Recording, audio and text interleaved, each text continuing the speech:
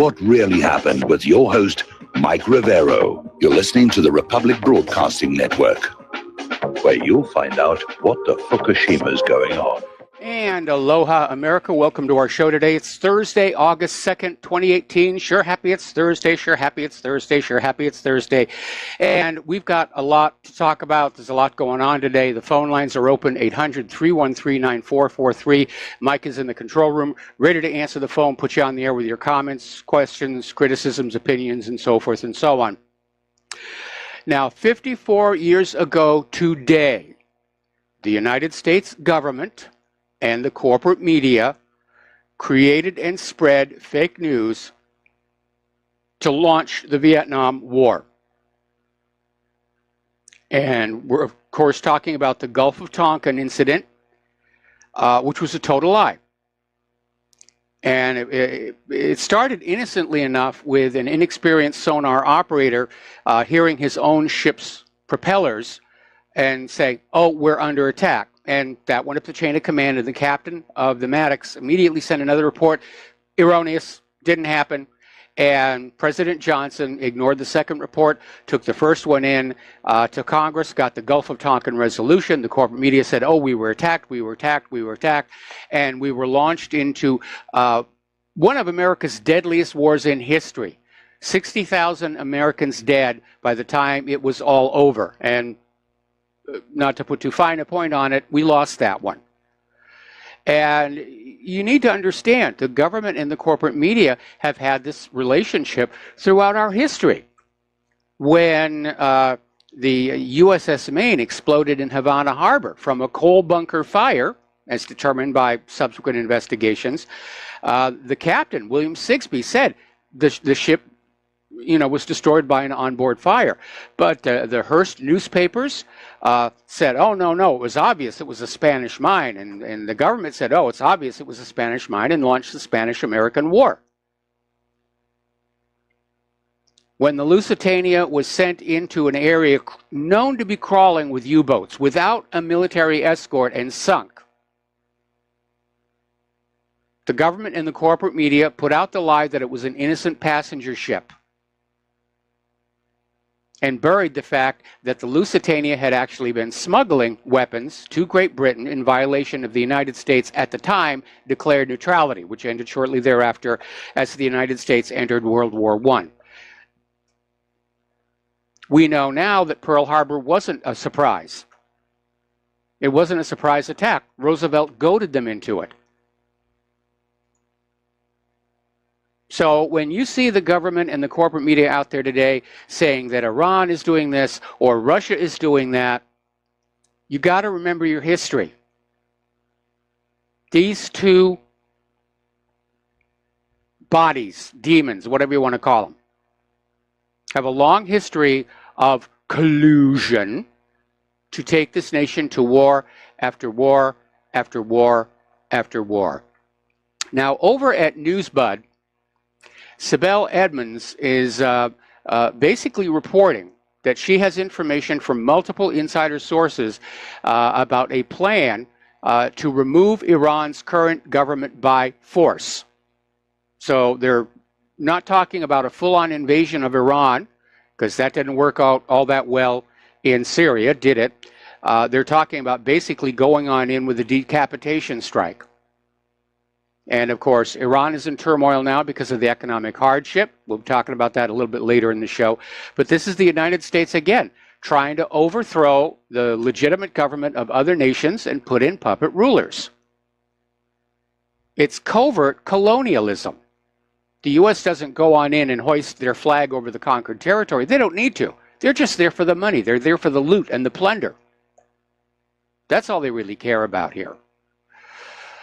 Now, Iran's Navy has assembled near the mouth of the Persian Gulf, supposedly for a military exercise, a display of force, near the Strait of Hormuz. Now, the Strait of Hormuz is a choke point from the Persian Gulf into the open sea. And Iran intends to demonstrate that they can, if they need to, shut down this strategically important waterway. Obviously, the United States government is monitoring it very, very closely. and they're saying the exercise is expected to begin in the next 48 hours. Now, it's a situation ripe for a false flag, where a U.S. ship gets sunk and it's blamed on Iran, and we're off to the war. Wouldn't be the first time the U.S. government has willingly sacrificed people and ships to start a war. That's what happened here at Pearl Harbor. All of the modern aircraft carriers and their escorts were way off to the south when the Japanese arrived. What was left here in the harbor was old, outdated ships, some of them going back to World War I. The sister ship of the Arizona, the Utah, had already been taken off of active combat duty and was being used for gunnery training. But they made great sacrificial lambs so that Roosevelt could get up there and talk about the dastardly day of infamy and lead us off to yet another war. We're going to do a shout out now to our on-air affiliates who are just now rejoining our show here. Now, Israel is threatening to attack Iran if the Red Sea Strait is closed. And basically, it's just another pretext. They're just trying to find something that people will say, yes, yes, it's okay, go ahead and attack Iran. But Netanyahu announced yesterday he's willing to deploy the military if Iran tries to block the Bab al-Mandeb Strait in the Red Sea. Now, the Red Sea Strait is a novel one to threaten Iran over, since it isn't particularly near Iran, and Iran has never threatened it. It's doubly strange because Saudi Arabia closed that very same waterway to oil ships just last week, and now they're traveling north and out the Suez Canal. But it's just Netanyahu out there, provocative rhetoric, bad-mouthing Iran here. Now, there's an interesting little article that came out of the original antiwar.com about how Hungarian Prime Minister Viktor Orban visited Israel last July 19th, where he met Netanyahu and other officials. And Orban's visit would not have required much pause, except the Hungarian leader has been repeatedly branded for his often racist, anti-Semitic remarks. So why all of a sudden is he buddy-buddy with the leaders of the now official Jewish state? And it has to do with Israel's attitude toward the rapidly growing nationalist far-right movements in Europe as a whole. Netanyahu and Zionist leaders are aware of this massive political shift in European politics, and also, let's be honest, here in American politics, and they're working diligently to basically get in on the ground floor in order to hijack it and utilize it for Israel's benefit. Politics does indeed make for strange bedfellows. Noam Chomsky is basically saying the same thing. Israel was the absolute darling of progressive liberal America, but not anymore.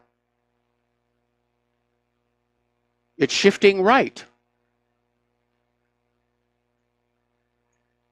So, Israel has released and deported the activists from the Freedom Flotilla, or they've done some of them, apparently a multi-day process.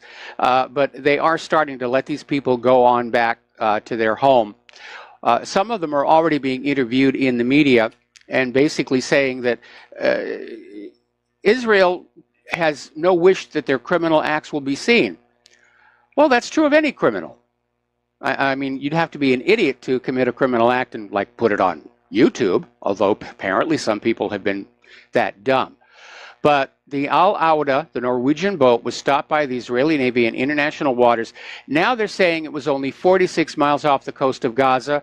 Earlier reports had said 70, but it's still in international waters, which makes Israel's boarding of the boat an act of piracy under international law. So 2 Israeli citizens who were on board the flotilla were almost immediately released on bail. 2 international journalists have been released. So we sort of knew that was what was going to happen. One of the activists came from New Zealand. He has finally arrived back home in Auckland, and he's saying they were tased and beaten on board the ship. And all the ship was doing was carrying medical aid to Gaza, which desperately, desperately needs it in the face of these ongoing shootings of unarmed protesters by IDF snipers. So Israel is now starting to come on out and saying that the reason they took the vessel in international waters was to prevent weapons from being smuggled into Gaza for the terror organization Hamas. Of course, there were no weapons on board the ship. Now, here's where it gets a little interesting. A lot of people are out there parroting Israel's propaganda who don't really know what's going on. It's just fashionable. It's fashionable to be pro-Israel. It's also good for your career, let's be very honest. And apparently there is this South African entrepreneur and former model named Sashi Naidoo.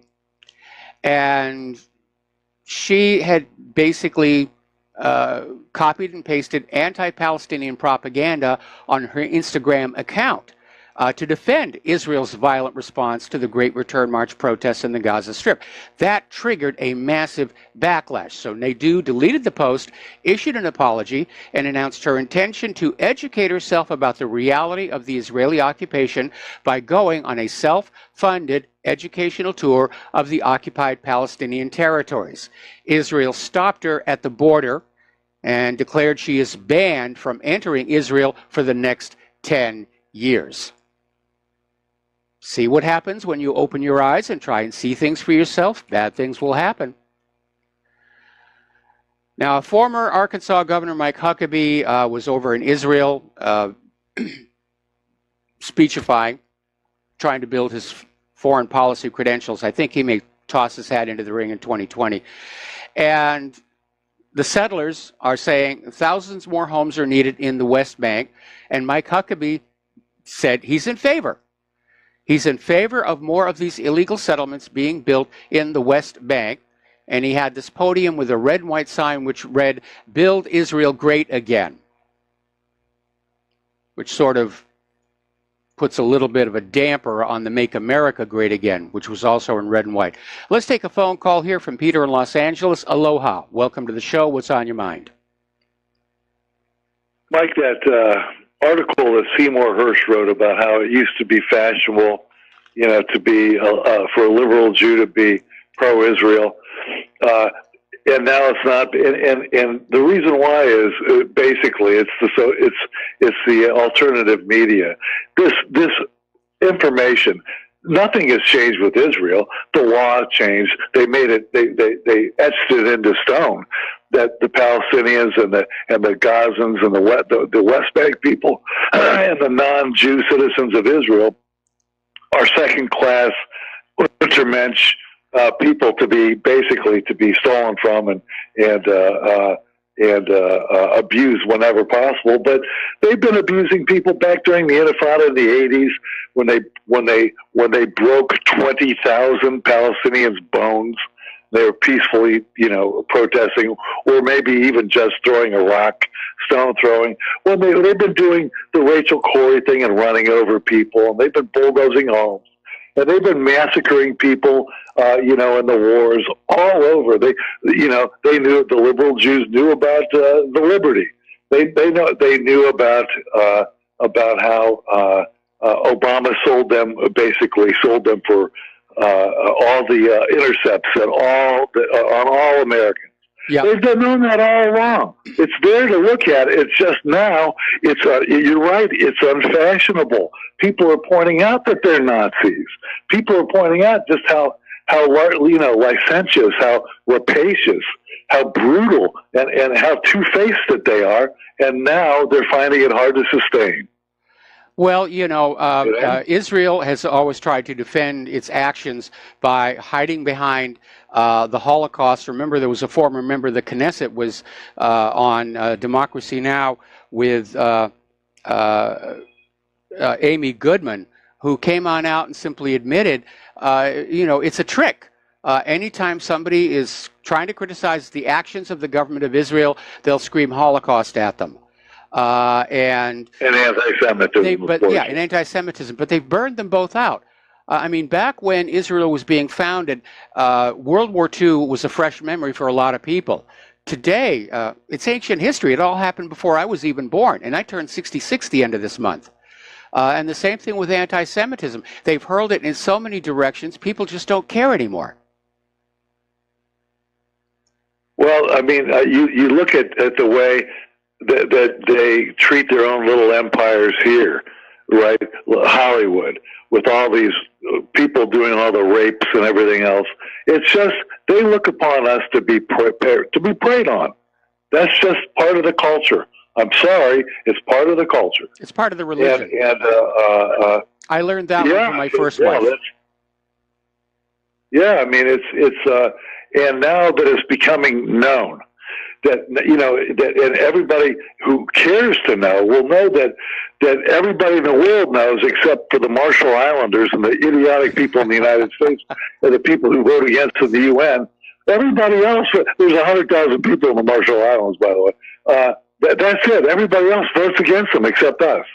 Everybody knows, you know, that they're the emperor wearing no clothes, that they control the media. Nothing gets said, nothing gets criticized in the mainstream, quote, corporate media. But now there's enough light on it that they just can't keep up their liberal facade. Nope. You know, the tide is definitely turning, and that's why all of a sudden they're on the warpath against the independent media. This South African former model, I think, is a good illustration of somebody whose worldview about what was going on with Israel and Palestine came off the corporate media, and she didn't understand the degree of her own ignorance. And then when she went to try and find out for herself, Israel bans her from entering their country for 10 years. Which shows you just how afraid they are that people are going to stop listening to the corporate media propaganda, and they're going to stop, you know, watching all these old movies on cable TV about World War II and Hitler and the Nazis, and they're going to start saying, I want to see what's going on over there on that fence between Gaza and Israel. Because you're right, Israel's treatment of the Palestinians has been brutal, going all the way back to when Israel carved itself out of Palestine. It's completely unchanged, Mike, and the only difference is now that they can't, the Jewish-controlled, mainly, media can't keep it out now. And so now they're forced to deal with just the ugly face of who they really are. So yeah, I mean, the corporate media is losing audience. The independent media, I mean, there's so many of us now. When I started doing this all the way back in 1994, you could count the number of people who were out on the internet doing this on the fingers of one hand. And today there's hundreds and hundreds of independent journalists out there on the web. And, you know, it really is a major phenomenon that has been happening. And of course, Israel's out there trying to ramrod through this idea that criticism of the government of Israel's actions represents hatred of the Jewish people and therefore can legally be suppressed, which is ridiculous. That's like saying that the only reason anybody ever complained about the Nazis is they hate the German people. And Mike, you know what? They're willing, in order to not look unfashionable, in order to not have to answer for the horribly ugly things that they're doing all the time. They're trying to, they are willing, the American Jewish community, which is saying nothing about all these things where they're trying to make criticism of Israel in the United States, 26 states so far, a whole lot of campuses all over the place. Yes. They're trying to restrict and are willing to restrict the freedom of speech, First Amendment rights of 330 million Americans in order so they don't have to answer uncomfortable questions about the Nazis in Israel and how they've been covering it up. Well, you're absolutely right about that. But there are American Jews who are starting to speak out. Even though it's religiously prohibited, there are American Jews who are starting to speak out. And there are Jews in Israel, like Steve Amsel. Anyway, got to let you go. Got to take a break for commercials. Got another caller waiting on the line, and we will be right back. Aloha, America. Welcome back to our show here. And once again, we're standing in front of you with our little hat out there, looking for a little bit of spare change to help keep Republic Broadcasting and WhatReallyHappened.com going. So if you can help out, and we really do need it, and there's no such thing as too small a donation. You know, don't be shy. Every little tiny bit will help. The postal address to send a check, money order, or if you prefer anonymity, cash, is Republic Broadcasting Network, 2251 Double Creek Road, number 302, Round Rock, Texas, 78664. The phone number to call in a credit or debit card donation or to pledge to be a recurring subscriber is 800-724-2719, extension 1 during business hours, extension 3 at all other times. So the network thanks you, I thank you, and it's really important that at this time in our nation's history that the independent media is supported, because there literally is a war going on between the liars and the truth tellers. All right, we're going to go back to the phones here. Dustin in New Jersey, welcome back to the show, and what is on your mind today?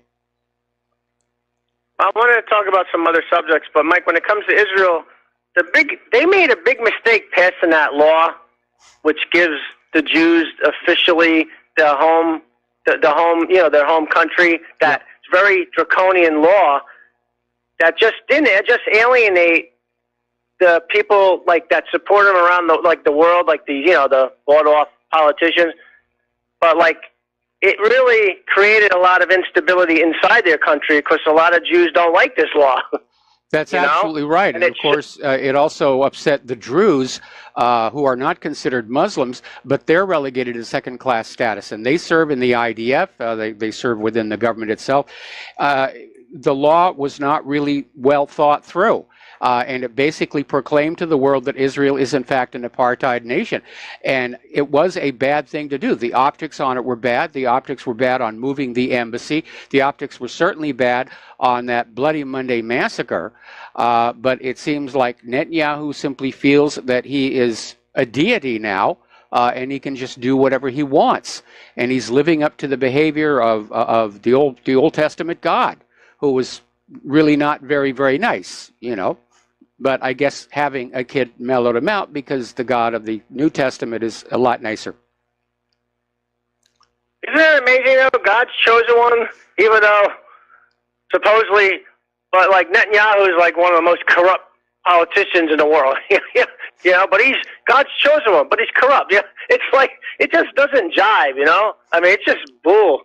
I mean, my God. I mean, are there people that stupid? Yeah, can't God choose somebody better, more moral, more ethical, a better example of humanity? I thought Jesus kicked the money junkies out of the temple. I don't think he would be like happy with Netanyahu. Like right there, that just tells you a lot of the evangelicals are suckers. It's sad. It's like so weak-minded people. Like Jesus kicked the money junkies out of the temple. He ain't gonna like somebody who's like a corrupt politician. Netanyahu's got a lot of baggage, and everybody knows that because he's been involved in a lot. Wasn't he involved in selling the ignition switches to Pakistan? Like he was like a furniture company front or something. I mean, there's a lot of shady crap that is behind him. The Krytron switches, I think, which are used for nuclear warhead detonation. But I guess since he's God's chosen one, we'll forget about that one. Yes, you're being an anti-Semite again. You hate the Jews. Holocaust, Holocaust, Holocaust. Hitler, Hitler, Hitler. Nazis, Nazis, Nazis. Hey, Mike. Now we know who's the boss when it comes to Alyssa Milano. It's the deep state and Bob Mueller. It's not Tony Danza, right? Because she's a shill for the deep state. She says to go out in the streets if he fires Mueller. 90% of the people in the country don't know what a Mueller is. And that Ashton Kutcher guy holding up a CIA cup on his Twitter account or something. Do these people not remember the Iraq War? Where were they? Great intelligence agencies with the fraudulent intelligence. I mean, it boggles my mind how ignorant these people are. All of them. They're all like either shills or they're just so stupid they don't have any critical thinking skills. It's pretty sad. That's because our schools aren't teaching critical thinking schools. Our modern state-operated schools are basically teaching conformity, obedience to authority, and indoctrinating them with the liberal agenda, global warming, and it's okay for boys to use the girls' room and all that kind of stuff. They're pointedly not being taught to think critically, to think analytically, or to think logically. That's a very, very dangerous thing to have in a country under the current leadership that we've got. They want them dumbed down, and they've succeeded. They have the schools. I'm not a big fan of homeschooling because then they can teach what they, some of the parents are Looney Tunes. They can teach their kids what they've been indoctrinated with, So it's like you're damned if you do, if you're damned if you don't, right? When it comes to, All right, well, listen, Dustin, we're at another commercial break here. So thank you very much for the phone call. We're going to let you go, and we'll be right back. Aloha, America. Welcome back to the show here. And there's a story flitting around on Twitter right now about a guy named Boyd who was caught with a gun in his car. Well, basically, he was planning on attacking the president and the president's family. And he was thwarted by the police. Apparently, he talked to the wrong person who went to the police, and he's looking at 4 counts of making terroristic threats to murder Trump. It's also a federal felony to do that. But I'm wondering why this didn't get coverage in the corporate media. Are they so against Trump that they don't want to have anybody feel any sympathy for him? I mean, you've got all these celebrities and big shots talking about assassinating him, and here it looks like this guy really intended to do it. And fortunately, he was stopped. But it doesn't seem to be getting a lot of coverage here.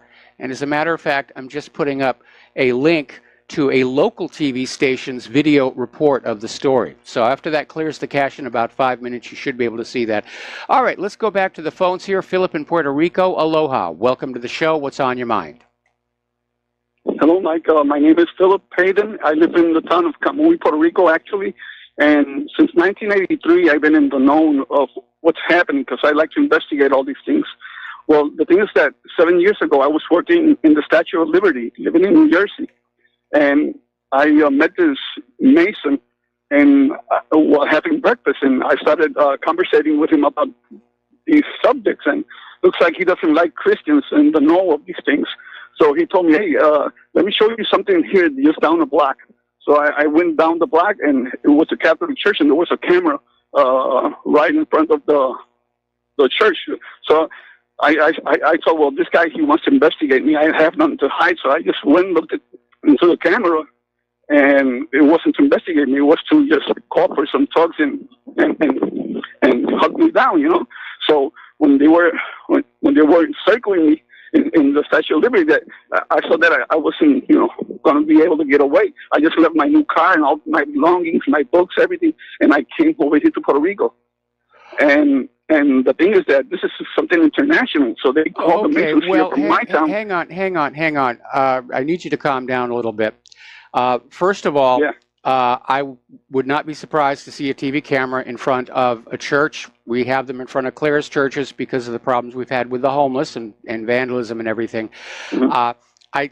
I have to be very honest and say I think maybe you let your imagination get the better of you. The way you describe the story, it just seems like... They got thugs in front of my house right now. They got thugs in front of my house right now. I can't leave my house. I've been in my house for 3 weeks now. Well, then you should be calling the local... You should be calling the local police and not a talk radio show. Because there's absolutely nothing that I can do from all the way out here in Hawaii. Well, I heard that if I make it public, that maybe they backed off, so that's why I called you. Well, you've made it public, and, whoever's listening to this show, but I would say you might also want to go out on social media and make it public that way and hope it goes viral. So, I've been trying to call a local radio here in Puerto Rico, but I can't get a hold of no, they don't answer that. But anyway, I appreciate it. I thank you, Mike. All right. Well, thank you very much for the phone call, and we're going to let you go, and we're going to get back to the news here. We're talking about Israel and Gaza and what's going on there. And apparently, Defense Minister Avigdor Lieberman has issued a new order banning the entry of fuel and gas into Gaza Strip through the Kerem Shalom crossing from this morning. And he's basically saying that he's doing it to prevent Palestinians from flying kites and balloons that are on fire near the border fence. Now, again, this represents a form of collective punishment, which is illegal under international law. And for all we know, the people, at least some of the people more recently flying those balloons and kites, may well have been agent provocateurs. But at this point, it's very obvious. You know, Israel is putting the squeeze on Gaza. They want them to go away. They want that land back. Now, over in occupied East Jerusalem, senior Israeli officials were in attendance when a new settler-run heritage center was opened in the heart of Silwan, which is a Palestinian neighborhood. And the inauguration of the center was also attended by former Arkansas Governor Mike Huckabee. So, yeah, he's acting like somebody who's going to throw his hat in the ring in 2020. And the Israeli government has allocated $1.2 million to develop the site to honor the Yemenite Jews who lived there in the 19th century. So they're basically trying to craft a history of how Jews have been there and the Palestinians have not. We've talked about that before. Even in my article, you know, the maps tell the true story. The Palestinians, of course, are saying the center is part of a larger effort by Jewish settlers and their allies in the government to consolidate control of Arab neighborhoods in the city. Now, all Israeli settlements in the occupied Palestinian territory, including East Jerusalem, are illegal under international law. So they are very lawless over there in the government of Israel here. All right, we're going to go back to the phones. Layla in Canada, aloha. Welcome to the show. What's on your mind? Yeah, aloha, Mike. I apologize. In the past, I've been hiding my identity and calling myself Vivian. In truth, I'm a Palestinian, and I have been fearful of repercussions from both the illegal aliens that are coming over as well as some of the radical Muslims. I'm also afraid of Israel and its agents that very often are disguised as Arabs when they are actually Mizrahi Jews. Yes. What is going on in Gaza now is really no surprise, and it is time that the world, if it has any kind of a human conscience and any sense of self-preservation, takes decisive action, because it has spun out of control. The egomaniacs that call themselves the people of the Bible are not. They are atheist, brutal, Zionist, politically motivated, and motivated by greed as well as the hunger for power. They are murderers, they are assassins, and I hate to say this because my parents used to be very good friends with the Jews that had been living in Palestine, as well as even some of the Ashkenazim who came over. They also were very good friends with a lot of the Muslims. Now, the thing that really bothers me is that the world is turning a blind eye to that and distracting us. It's not with bread and circuses, but they're distracting us with freak shows. A lot of these people who are Muslims in Europe committing a lot of the crimes may indeed be Muslim. I don't know. They may be from the Middle East, or they may indeed be programmed by the Mossad, or what's the other one? Shin Bet. Shin Bet, yes.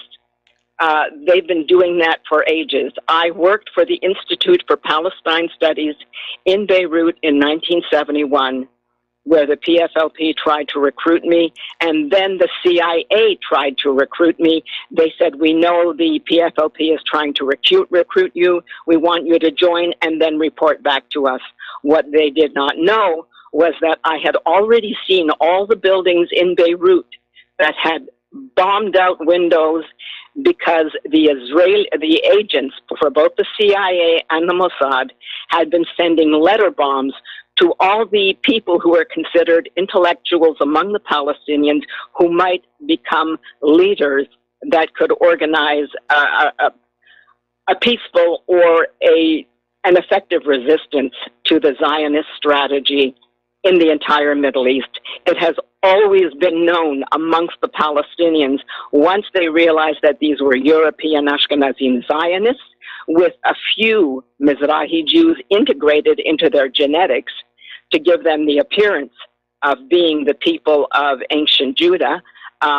Even one example would be the culinary food of the Ashkenazi Jews. They spoke Yiddish.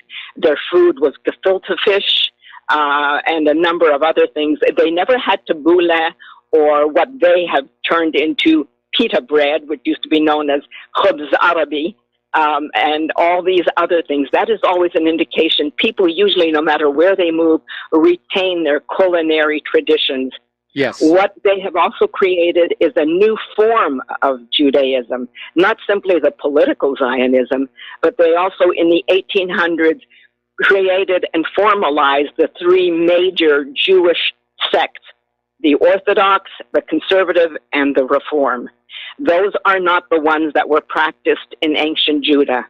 In fact, those who did practice what was considered monotheism in ancient Judah were actually still practicing pantheism. And that is why among the commandments, the first one is, I am whatever, however, whichever translation one uses, I am a jealous God, thou shalt have no other gods before me. In other words, there was a recognition. People were still worshiping the gods of various pantheons. Yes. But this new God who declared, first of all, he's declared the one and only God, and then that one and only God declares the Jews of that the chosen people. Now, the so-called elders, the Protocols of the Elders of Zion, was supposedly a fraud. It is not. It was clearly someone who betrayed them and revealed the truth. Because if anyone reads the Protocols of the Elders of Zion, every single one of those strategies has been fulfilled.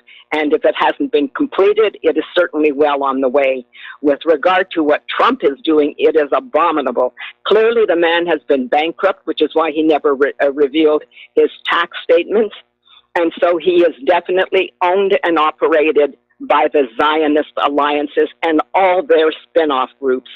Now, to the Jews who might be listening, if you have any belief, any spiritual belief, you must oppose Netanyahu and all the evil that has gone before him. Lieberman, the Russian, the product of Soviet Bolshevik Zionism, is now leading and organizing the murder of the descendants of the rightful inhabitants. What my cousins told me, those who remain but have since fled in Bethlehem, told me that every time we were chased away or defeated by one of the conquering empires, we always took shelter, and then we'd come back and reclaim our homeland. Those are the people of the Bible. They have been scattered around the world and vilified. When I worked in the industry and TV news, I was always restricted.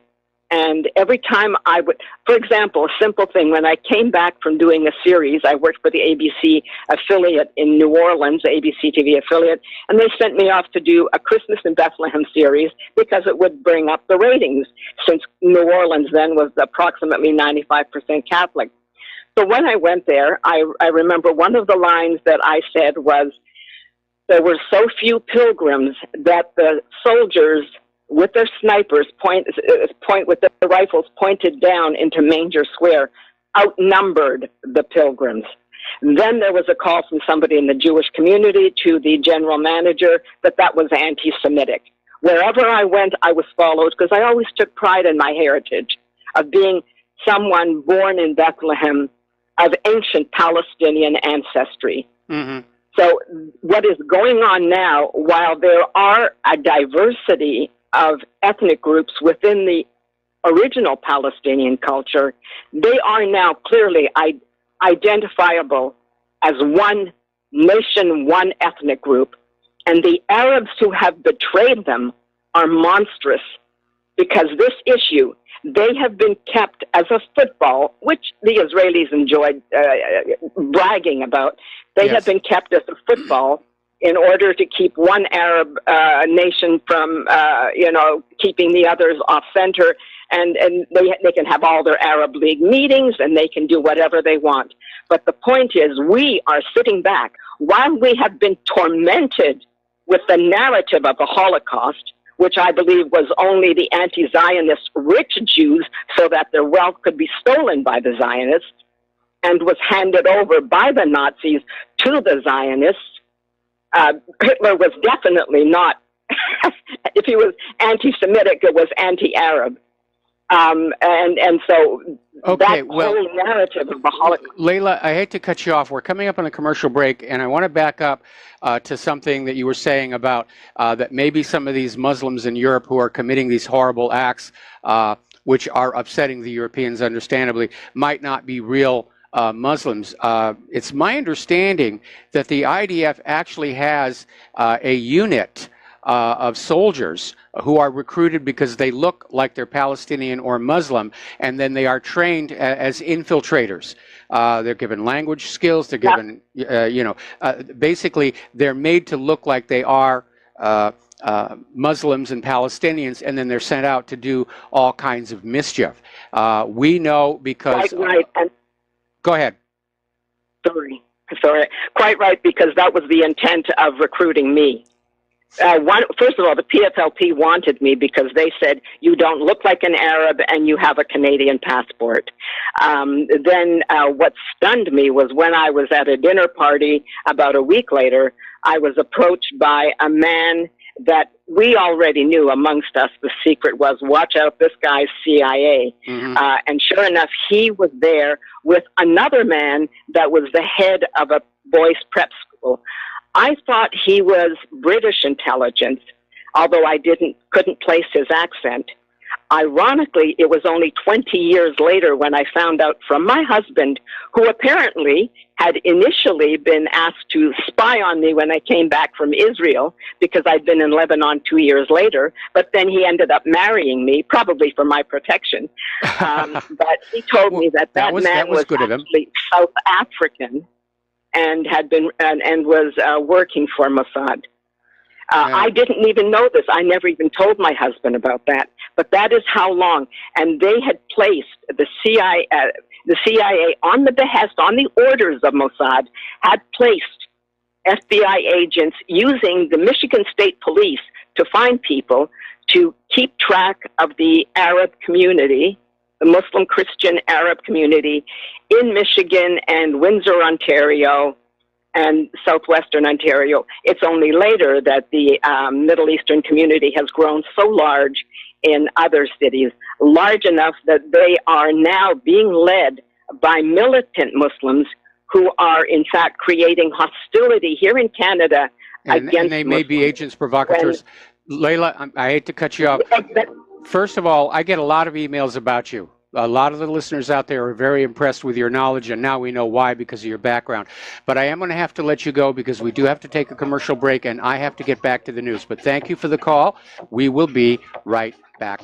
And aloha, America. Welcome back to our show. Now, over in Great Britain, conservative counselor Brian Gordon filed a motion in Barnet Council Tuesday of this week in an attempt to outlaw the global movement to aid Palestinians in their campaign to end Israeli occupation, basically the boycott, divestment, sanctions movement.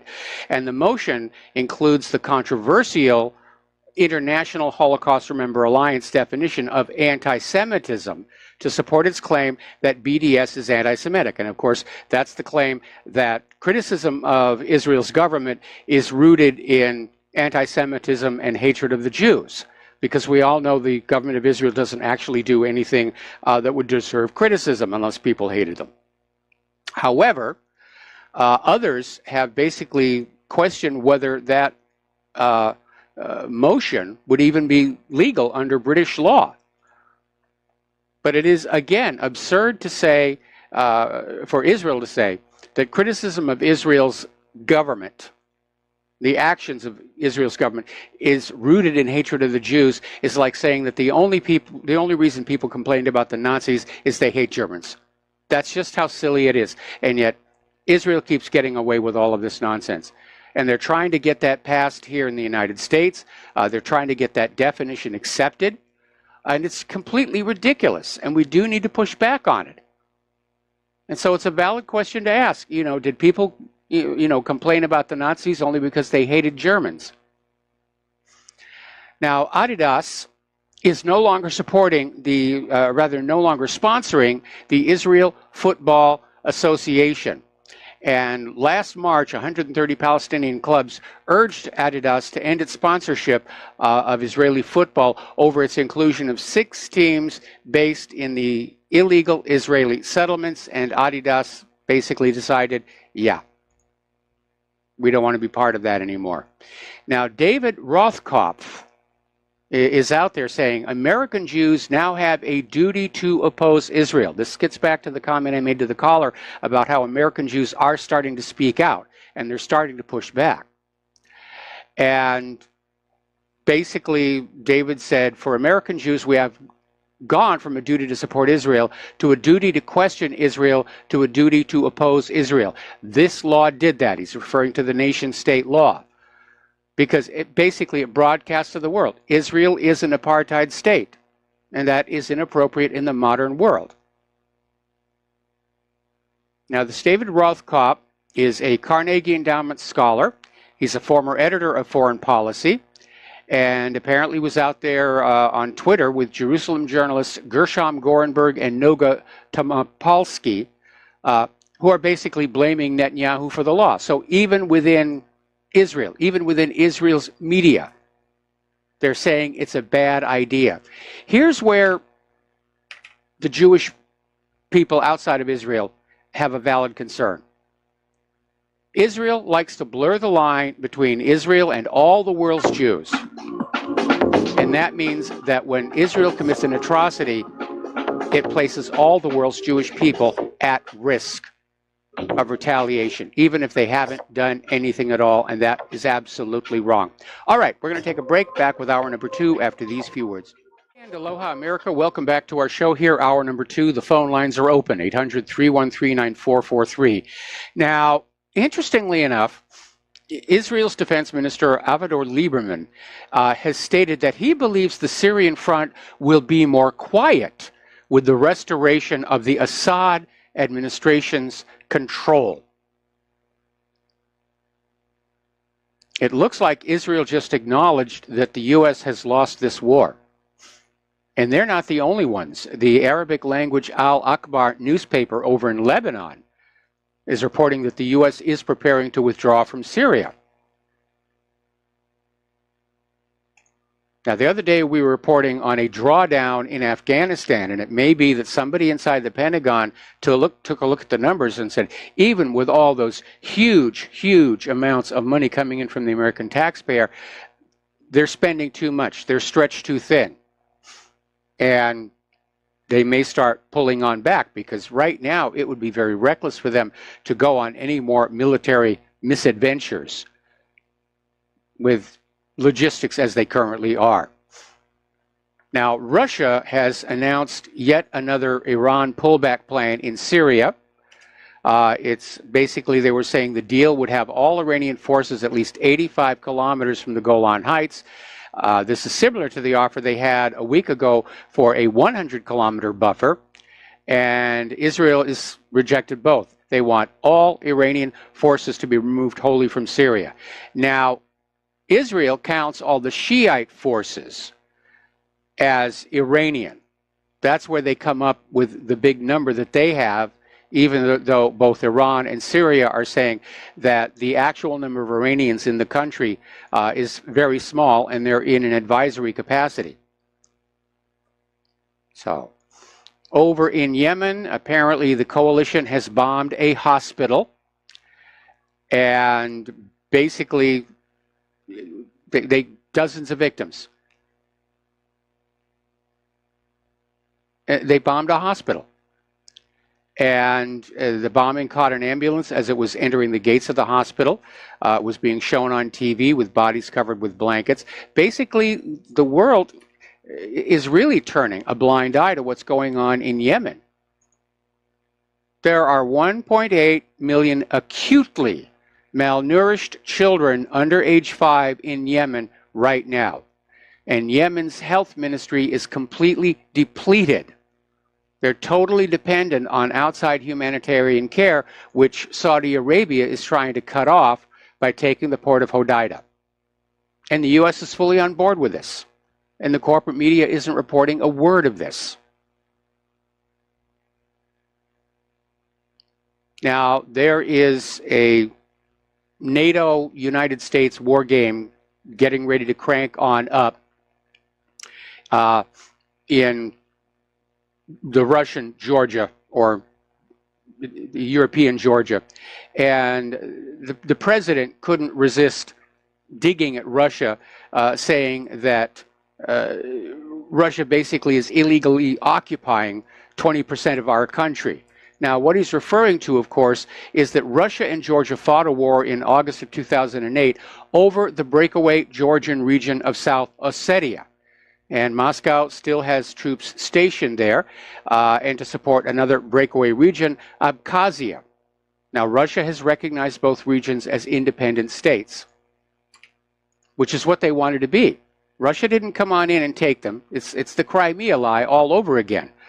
Ossetia and Abkhazia broke away. Saakashvili tried to militarily invade. Russia came to their assistance.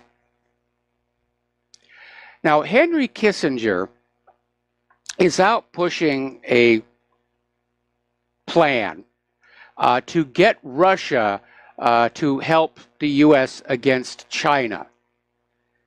And a lot of people are thinking that Kissinger may be a little bit past his prime, because Russia and China right now are very close together. They're certainly much closer to each other than either country is close to the United States.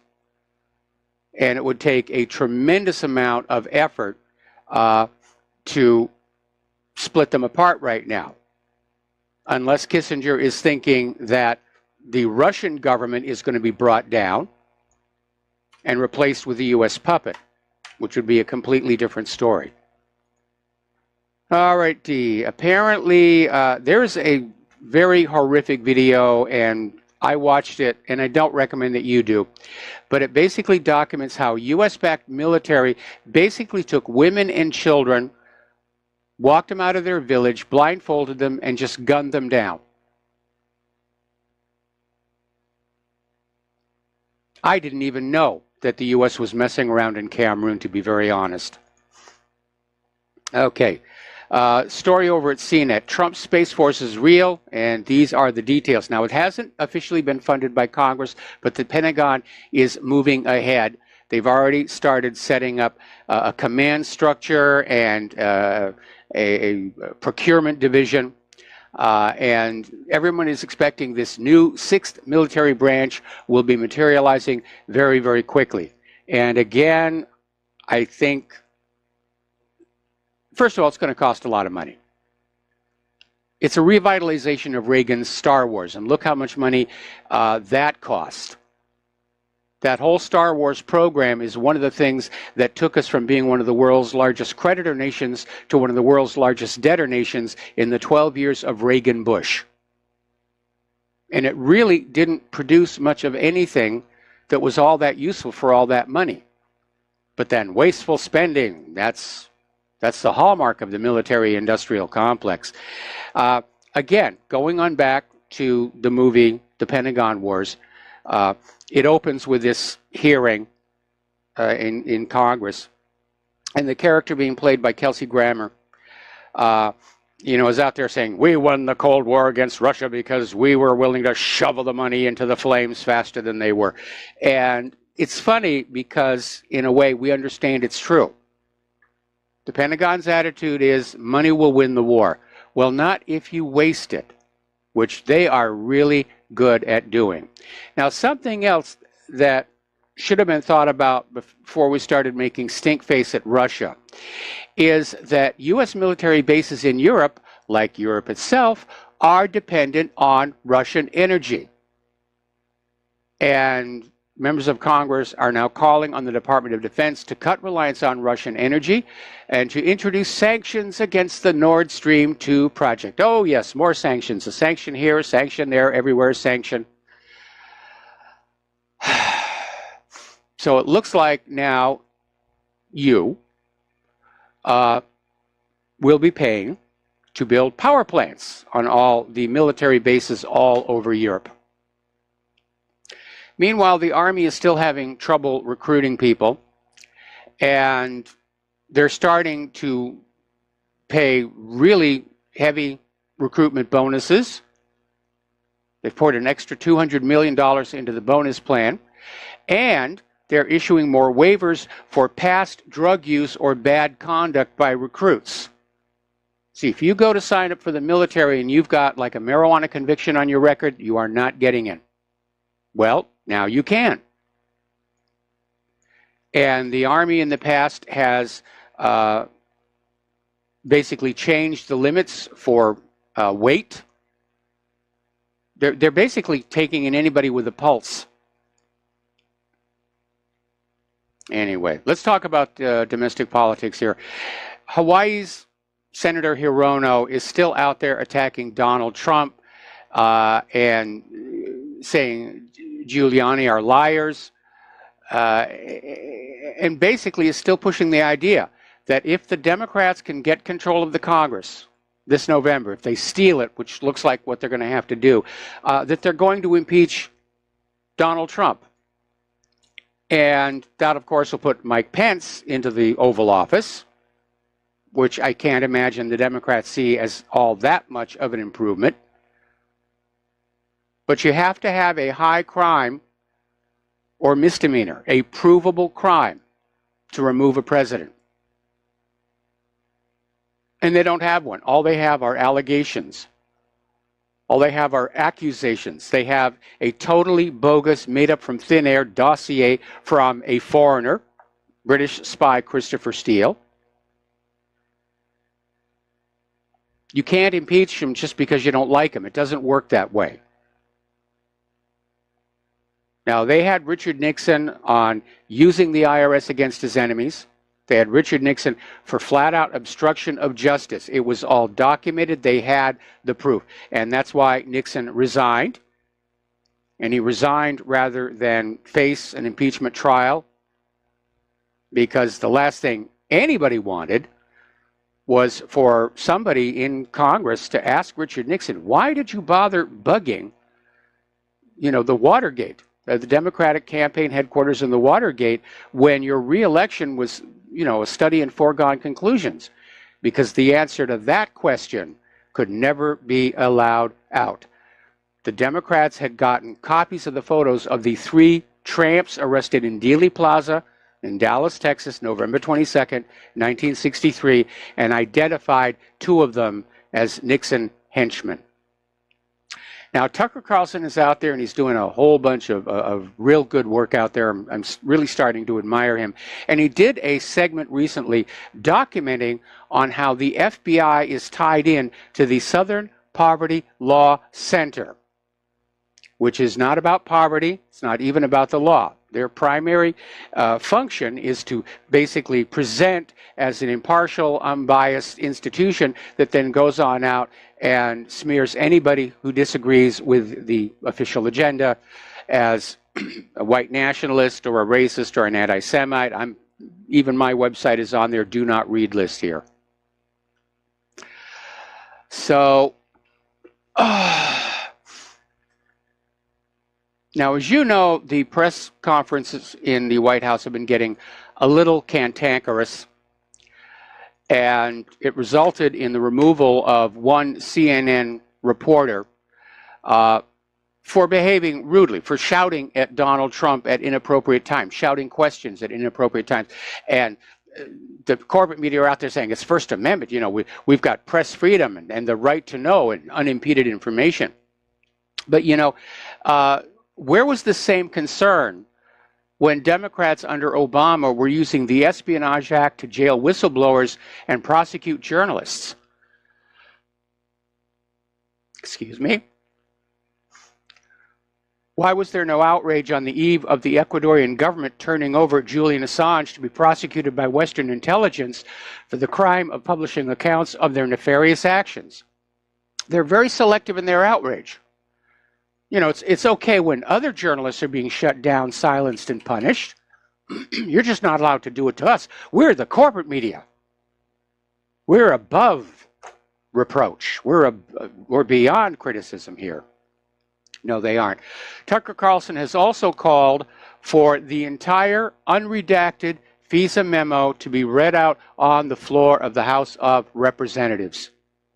He wants to see what's underneath all that black ink. So do I. So do a lot of people. Now, the word has come on out that the redacted portions are basically all about protecting the reputation of the FBI. All right, let's take a phone call. Pete in Florida, aloha. Welcome to the show. What's on your mind? Yeah, Trump is kind of like on my mind. I was out in Nevada in the 1990s, and, he couldn't get a gaming license to own a casino out there because he had too many organized crime connections. And so giving Trump on everything is, whether he's, guilty of anything today or not, but he does have a history of being surrounded by these people. Well, I think in our society, if you are anybody of prominence, it's only a matter of time before organized crime or the intelligence agencies take an interest in you. And there are some parts of this country where you cannot do business unless you're willing to do business with organized crime, especially out in Nevada. Not in Nevada. He couldn't get a license in Nevada. They wouldn't let him in. Well, wherever it was he was doing business, but the point is, I'm saying Donald Trump probably didn't go on out and say, ooh, I want to get hooked up with the mob. It was probably a case of he was working on a project someplace, and, the mob came to him and said, if you work with us, we'll get the unions to back off on this. And we know how the mob operates. They like getting cozy with very rich people because they make money off of them. So I'm really not going to hold that against Donald Trump. My concern is what is he doing inside that Oval Office? And yes, he's been a disappointment, but he still has, 2.5 years to go. And we may see a turnaround. I imagine he's got to be getting very, very angry and frustrated that his own advisors are giving him bad information. And hopefully this issue of impeachment has nothing to do with his Nevada gaming license. He has to have committed a crime that is an impeachable offense, and they don't have anything on him. Anyway, Pete, thank you very much for the phone call. We're going to let you go. Now, let's take a look at the Democratic Socialist Alexandria Ocasio-Cortez, who was the surprise come-from-behind winner in a recent primary. And she's been described as, just came out of nowhere. And it turns out, no. It turns out she did come from somewhere. Alexandria Ocasio-Cortez was created inside the walls of the Media Consortium, one of the crown jewels of the George Soros empire, which explains why one of her campaign platforms is totally open borders. So, anyway, now, Hillary has gone Hollywood. Hillary Clinton has teamed up with Steven Spielberg to executive produce a series based on the suffragette days. And she's also out there making cameo roles. She makes a cameo in the season premiere of Madam Secretary, along with Colin Powell and Madeleine Albright. The line between politics and Hollywood is really beginning to blur. But this may signal that Hillary is, in fact, backing off the idea of throwing her hat into the ring in 2020.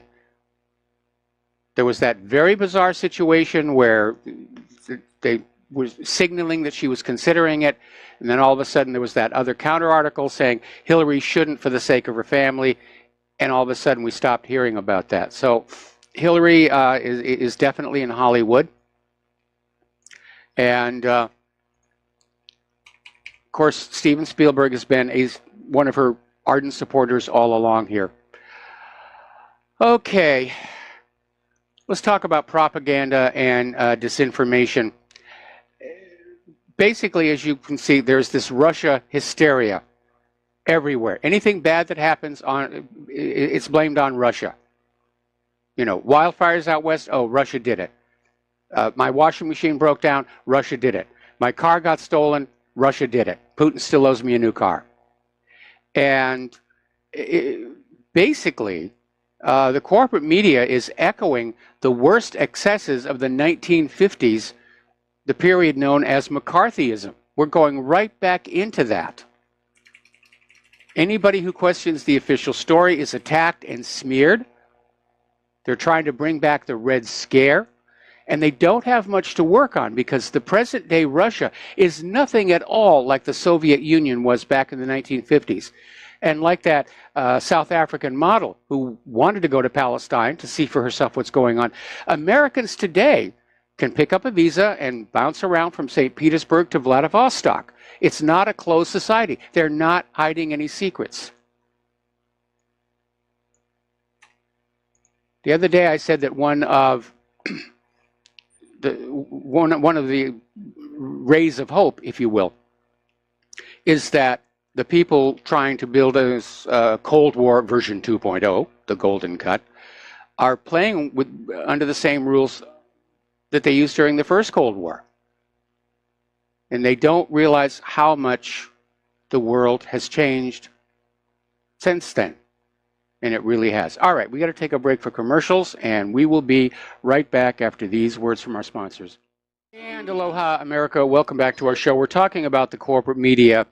And interestingly enough, during one of Trump's recent rallies, the crowd was chanting, CNN sucks, CNN sucks, CNN sucks. And the CNN reporter who was there just wanted to play the victim card and was just whining about, nobody liking him. Well, nobody likes a liar, especially a serial liar. And that is the reality. The corporate media has lost the trust and confidence of the majority of the American people. Now, the New York Times is upset over potential threats against the media. The publisher, A.G. Sulzberger, said he's worried about threats against journalists because of all the negative opinion about the corporate media. But the New York Times has all but ignored more than 500 violent attacks against President Trump and his supporters. They're trying to make themselves the news. Oh, poor us, the corporate media. We're under threat. We must have protection. Now, the New York Times has not made itself any new friends. They just hired Sarah Jeong to the editorial board, and it didn't take long for people on Twitter to find her Twitter page that is just filled with all this racist, white-hating posts. And now she's going to write for the New York Times. They're not even trying to be civil and sane over there at the New York Times anymore. They're out there, pushing that male bash thing here. Let's see. Are there any of these I can read without getting the FCC down on us? Blank, white people marking up the internet with their opinions like dogs pissing on fire hydrants. Let's see. Oh, man, it's kind of sick how much joy I get out of being cruel to old white men. White men are BS. And this one is kind of interesting. I just realized why I can't stand watching Breaking Bad or Battlestar Galactica. The premise of both is just white people being miserable. And it was full. Now, she's taken it all down. But, of course, in the age of the internet, it's already out there. It's not coming back. And it is going viral. And the New York Times is facing all this criticism. And they're trying to justify it, saying Sarah Jeong's anti-white racism is perfectly justified because trolls on the internet called her mean names. Now, if Sarah Jeong's comments were aimed at black people, what do you think the reaction would be? Why all of a sudden is it acceptable to be racist against whites? Why is white hatred now being normalized? Over at the BBC, they're being accused of breaching their own code by putting a critic of Julian Assange in charge of a special on Julian Assange. And it's hosted by journalist John Sweeney. who basically, there's no objectivity. They're trying to demonize him ahead of his release by the Ecuadorian embassy here.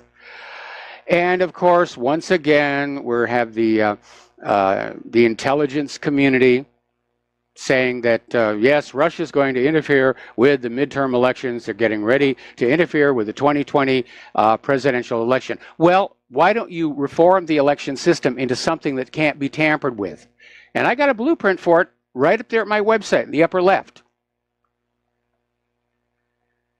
It's just more Russia bashing. Just insane. Just insane. And by the way, one of the problems we have with this rising culture of violence to solve political dispute,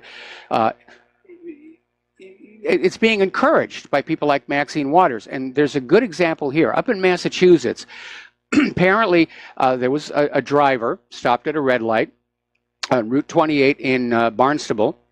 And the driver behind him began honking the car horn. And when the light changed, the man drove off, and the other driver followed along, honking the horn. So he thought maybe that there was something wrong with the car. And so he pulled over to the side, opened the car door, stepped out in the road, and then the driver of the other car just started screaming at him because on his car was a bumper sticker for Donald Trump. And she said, "You voted for Trump?" The driver said, "Yes." She said, "You're a racist," several other names. And the man began recording this woman on his cell phone. And she drove around his car, stepped on the gas, drove at him, hitting his open car door and damaging the side of the car. Now, because he was recording it on the cell phone, they got the license plate, and she's now under arrest, as she should be. We're going to take another break for commercials, and we will be right back. And aloha, America. Welcome back to our show. We're going to go back to the telephones now to James in Charlotte. Aloha, James. Welcome to the show. What's on your mind today? Yeah, hi, Mike. I'm just wondering if you had heard about or had made any comment about these calls from a number of groups, primarily on the radical left, of forcibly diversifying the state of New Hampshire because it's just too damn white. Yeah, we did this story where apparently there was an op-ed in the New York Times talking about those poor Hispanics who had moved to New Hampshire and how uncomfortable they felt because they couldn't speak Spanish to anybody around them. Well, English is the language of this country. Okay, and it is ridiculous, and it does show that this integration of cultures is going to be forced, and is part of this larger plan where Soros and the globalists actually think they're going to stir all these different populations and cultures together, and it's going to go off smoothly without a hitch, and we're all going to hug each other and sing Kumbaya. That's not what's happening, though. And, you know, I'm from New Hampshire myself, and I knew that. Yeah, and you know, there's something else that people might want to consider before they start getting the buses out to drive more people into New Hampshire who didn't grow up there. It gets very cold there, and this idea of taking people from Central America and moving them into the northern climes, they're going to be very uncomfortable. Because that's not the climate that they grew up in. Same thing with all these Africans being brought to Europe and moved northward. They're not going to do well those first few winters. No, I don't think it'd take but maybe 1 or 2 winters to get them heading back south. Yeah, that's actually happened in Europe, where some of these refugees have gotten up there. They've gone through their first winter, and they say, "Oh man, I can't deal with this." Yeah, well, another thing I happened to see when I was looking up some information that New Hampshire, it has one of the highest employment rates or lowest unemployment rates, and has one of the lowest incarceration rates. I mean, it looks like it's really probably one of the best governed states in the country. Yeah, And of course, if they start flooding refugees and illegal immigrants, or even they'll turn it into California. Yeah, they'll turn it into California, because that's what liberals do. They take something that's working really great, and they say, we can make it better. We'll liberalize it. And of course, the exact opposite happens. But they're convinced they're right. That article that we talked about the other day, condemning liberal smugness. They're just absolutely convinced that in the long run, they'll be proven right, even if what they're doing right now is causing a huge amount of damage. True believers. I believe, I believe. Okay, well, that's just, we'll have to see what happens. I hope they fail at any kind of forced diversification. I do too, and I'm not being racist here. It's because, I have fond memories of New Hampshire. I think all of this forced moving people around, for one thing, they're breaking their emotional connection with wherever it is they came from, and that's actually can be quite traumatic. But you're right. I don't want to see New Hampshire turn into California. Okay, well, thanks for your comment. All right, thanks an awful lot. We're going to let you go, and let's see. Clear the screen here. Okay, let's talk about the economic news here. All right, the Federal Reserve is getting ready to engage its largest quantitative tightening to date, just as the stock market is starting to run out of steam. And looking at the stocks today, it looked like they were soaring, but it looks like they basically fell back down. And, well, mixed results, what can I tell you? But every time they tighten, they're trying to undo all the quantitative easing because it's put tremendous inflationary pressure on the economy. But that easy, cheap money was what was powering the stock market. And the politicians were using that stock market as a banner, as a flag. How can you say the economy isn't working? Look at the stock market. It's really, this practice goes all the way back to the Clinton years. And basically, a lot of people are very concerned that if they do too large a quantitative tightening in a single move, it could trigger a panic. And a lot of other people are saying they don't know why one hasn't happened yet. The fundamentals just are not there. Now, apparently the U.S. government is now borrowing more money since 2008. At the same time, they're claiming there's a strong economy and record tax collections. That does not add up. If you've got a strong economy and tax revenues are up, then you don't need to be borrowing more money. Of course, a lot of that borrowing is to finance the wars here.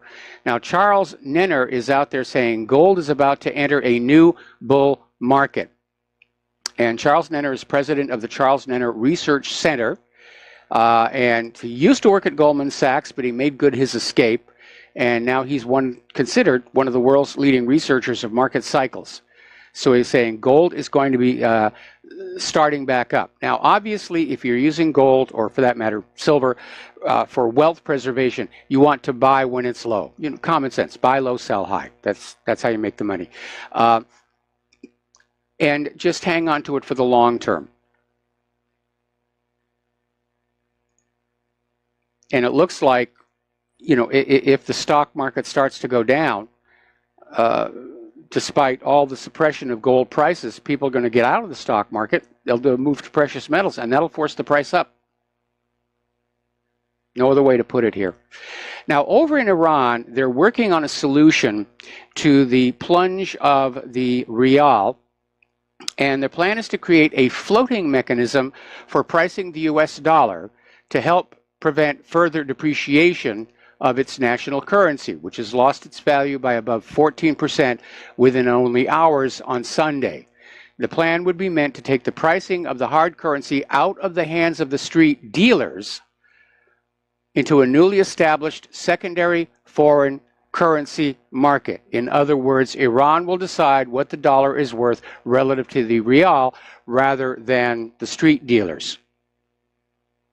In the same effect, it would ban the Central Bank of Iran from dictating its own rates for the dollar and would instead peg the value of the hard currency to the actual trading rates as obtained from current transactions between currency suppliers and buyers in that newly established secondary foreign currency market. So Iran is working to basically mitigate the damage from all this U.S. economic warfare. Now, here's an interesting little story because, you know, a lot of people tend to vote with their feet when taxes get to be so high. And over in Illinois, there was a case where this one family just said, the taxes are too high. It's hit a breaking point, and the Sirwatka family basically decided to move. And they left Illinois. What really makes it interesting is that Sirwatka was the mayor of the town. And he just said, that's it, we're out of here. Car sales are tumbling as automakers slash discounts for the first time in 5 years.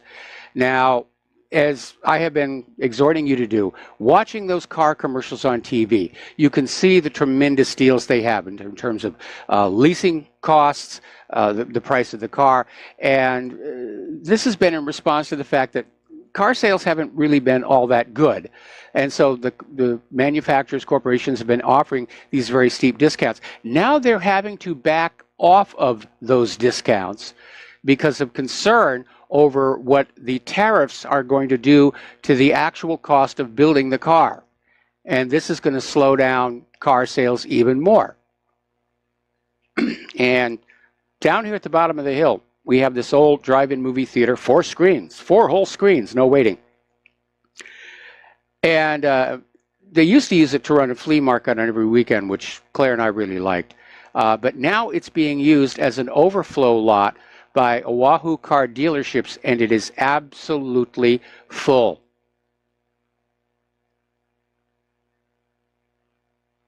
There's a real, people are not buying cars. People are not leasing cars. They're hanging onto their cars as long as they can. We held on to our Honda for 18 years. We would have held on to it longer if it hadn't been stolen. Now, speaking of cars, Tesla has lost $717 million in the second quarter, breaking its own record from the previous quarter. Tesla is just hemorrhaging money. And investors, understandably, are getting very nervous about this. And questions are starting to be asked about where are the 17,000 Model 3 cars that were produced but haven't been delivered. See, Tesla had to hit that 5,000 a week production goal and basically said, we have made that goal and these cars are outside the factory gate. But concern is being raised that there are a lot of these vehicles that are seen on empty lots and they're guarded and protected. They may be outside the factory gate. They may not be drivable. They may have just been put onto the lot, missing key components until they can get the parts and clean up the supply train. But everybody's starting to ask questions and wondering if maybe the Securities and Exchange Commission shouldn't, get involved in looking into this situation. Very funny movie, Tom Hanks movie, Gung Ho, about a Japanese car company that comes to the United States and sets up a car factory, and they have to meet a production goal to keep going. And at the end, they're rolling out cars that are missing things like engines. No, it wasn't Tom Hanks. It was Michael Keaton. And this, life imitates art. What can I tell you here? Meanwhile, over at Tesla, Elon Musk is saying the market is not ready to give up the dream. I think the market is waking up here. I know the people who want the Tesla aren't ready to give up the dream. And I feel really bad about it. I think electric cars are the wave of the future. And the Teslas I've seen, the Model 1, looked really, really good. So I hope he pulls it off. I really do. I don't want to see another iconic American company bite the dust. There have been so many lately. Adding to all of Elon Musk's other woes, apparently Tesla is being sued by a customer in New Zealand. And apparently the story is that Neil Darwin, who owns an electric bike shop in Raglan, picked up a damaged Tesla 90D as an insurance write-off at an auction in Australia a year ago for $40,000, which is a quarter of the new car price. And before fixing the vehicle, the man got reassurance from Tesla in Sydney that he was entitled to free access to Tesla's supercharger network of high-speed refill stations for life. After that, Darwin invested $60,000 having the car rebuilt, recertified, and approved by Tesla. Then, all of a sudden, he didn't get the access to the supercharger network. And so he's suing Tesla over the lack of support, saying he hates the way Tesla is treating their customers. Anyway. All right, so let's talk about immigration. Apparently over in Philadelphia, they're no longer cooperating with the Immigration and Customs Authority. And it's time to make some Title VIII arrests. You know, that little situation we had there with Mazie Hirono, who's a member of Congress, who was on the committee that oversees immigration, and she didn't understand there actually is a law on the books making illegal immigration illegal. How many other members of Congress are that ignorant of the actual law? How many mayors are ignorant of the actual law? How many governors? Have we been dumbed down so much that these liberals are running around saying open the borders without realizing that they're committing a crime? They're making America more dangerous. They're costing us huge amounts of money, all for their dream of a new world order. Actually, in this case, they need the illegal immigrants to steal the election in November. And what really annoys me is Trump doesn't seem to be doing anything to stop it. If you enforce Title 18, you cut off the financial incentives for these illegals to come here, put crocodiles in the Rio Grande, start throwing some of these sanctuary city mayors in prison, and shut it all down. And then we need a national voter ID law, and we need it in the next month. We need it now. And I don't understand why Trump is not pushing for this, while he still has the GOP Congress.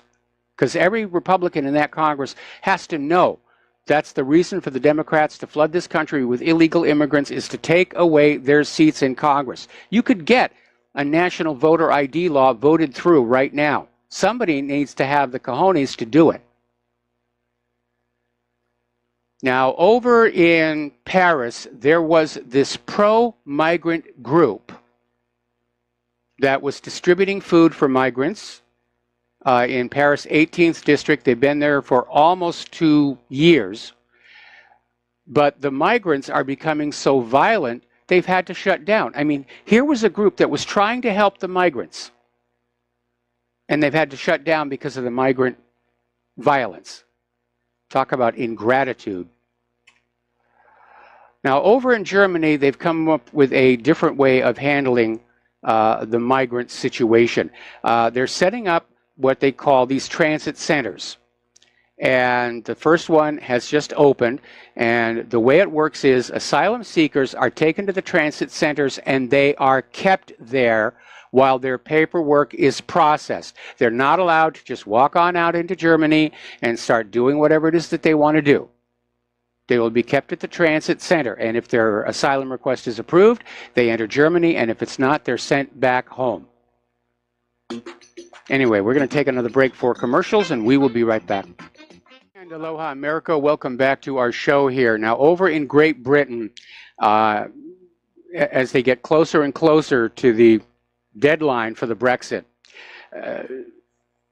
they're basically trying to prepare and plan for a no-deal Brexit scenario.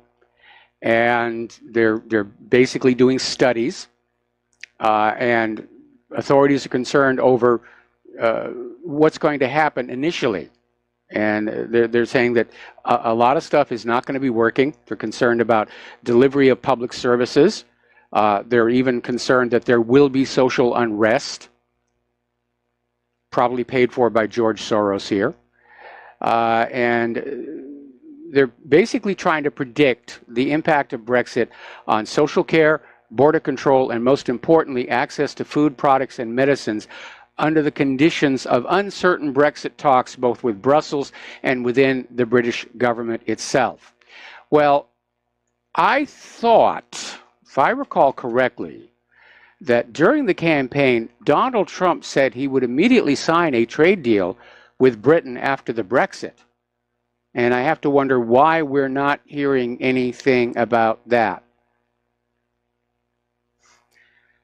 Okay, now, apparently there is a petition out there in Great Britain to basically bar Steve Bannon from entering the United Kingdom. They've already gotten 10,000 signatures, which now obliges London to issue an official response to the request.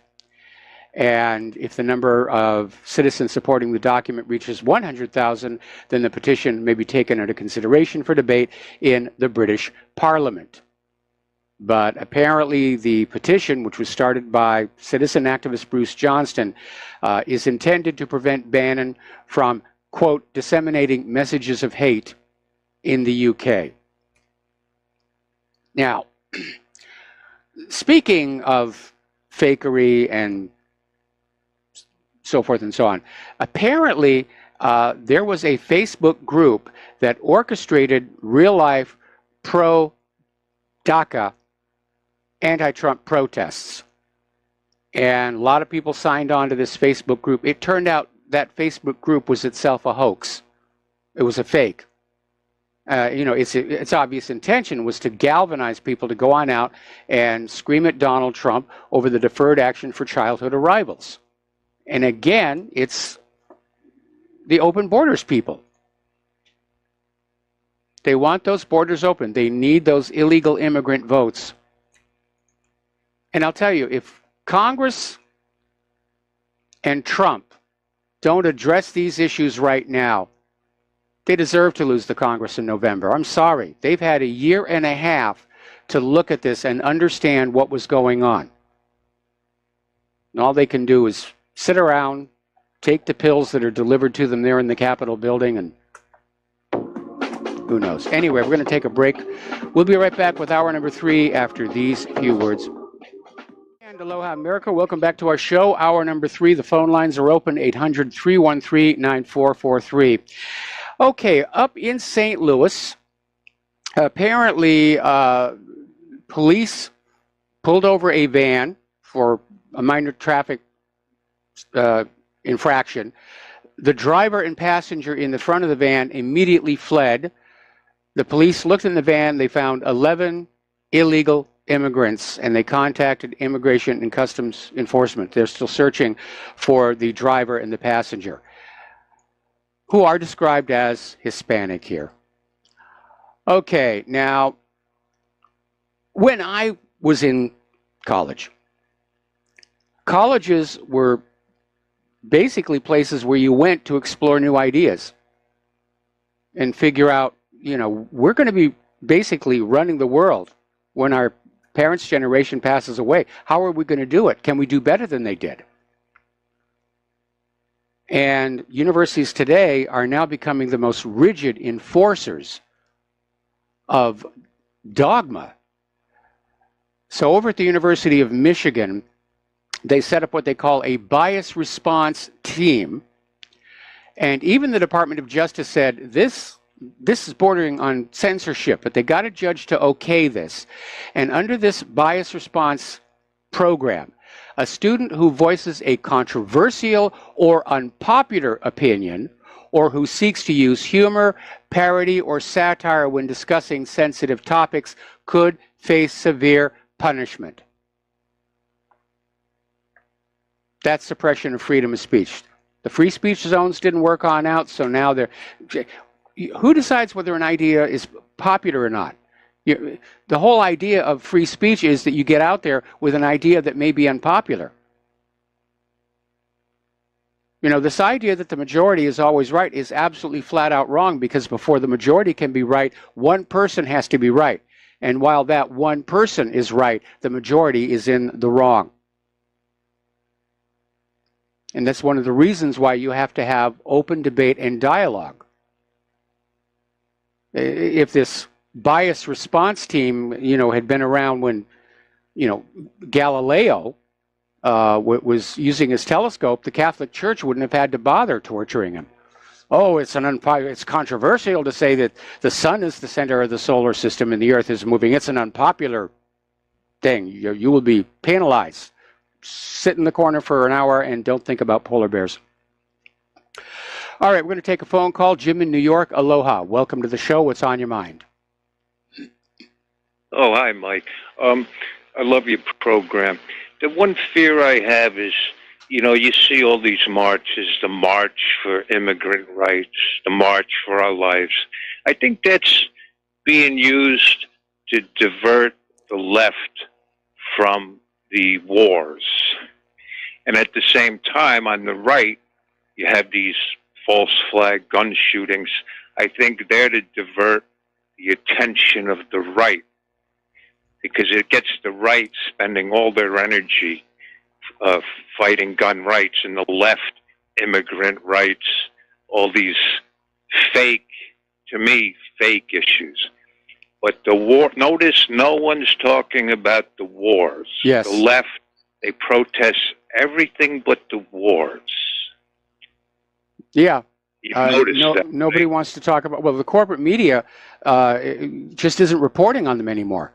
The wars are going very, very, very badly. They're not talking about Yemen, and since we're losing in Syria, they're not even talking about that anymore. Gone are the days where every other day the corporate media would be screaming that Assad was gassing his own people. We lost that one. Yeah, but I hope so, because we never belong there. And my one big fear is, and I pray this doesn't happen, is a false flag blamed on Iran. And watch, if Trump were to bomb Iran, watch how the media makes nice with Trump all of a sudden. Remember 2001? We're all united.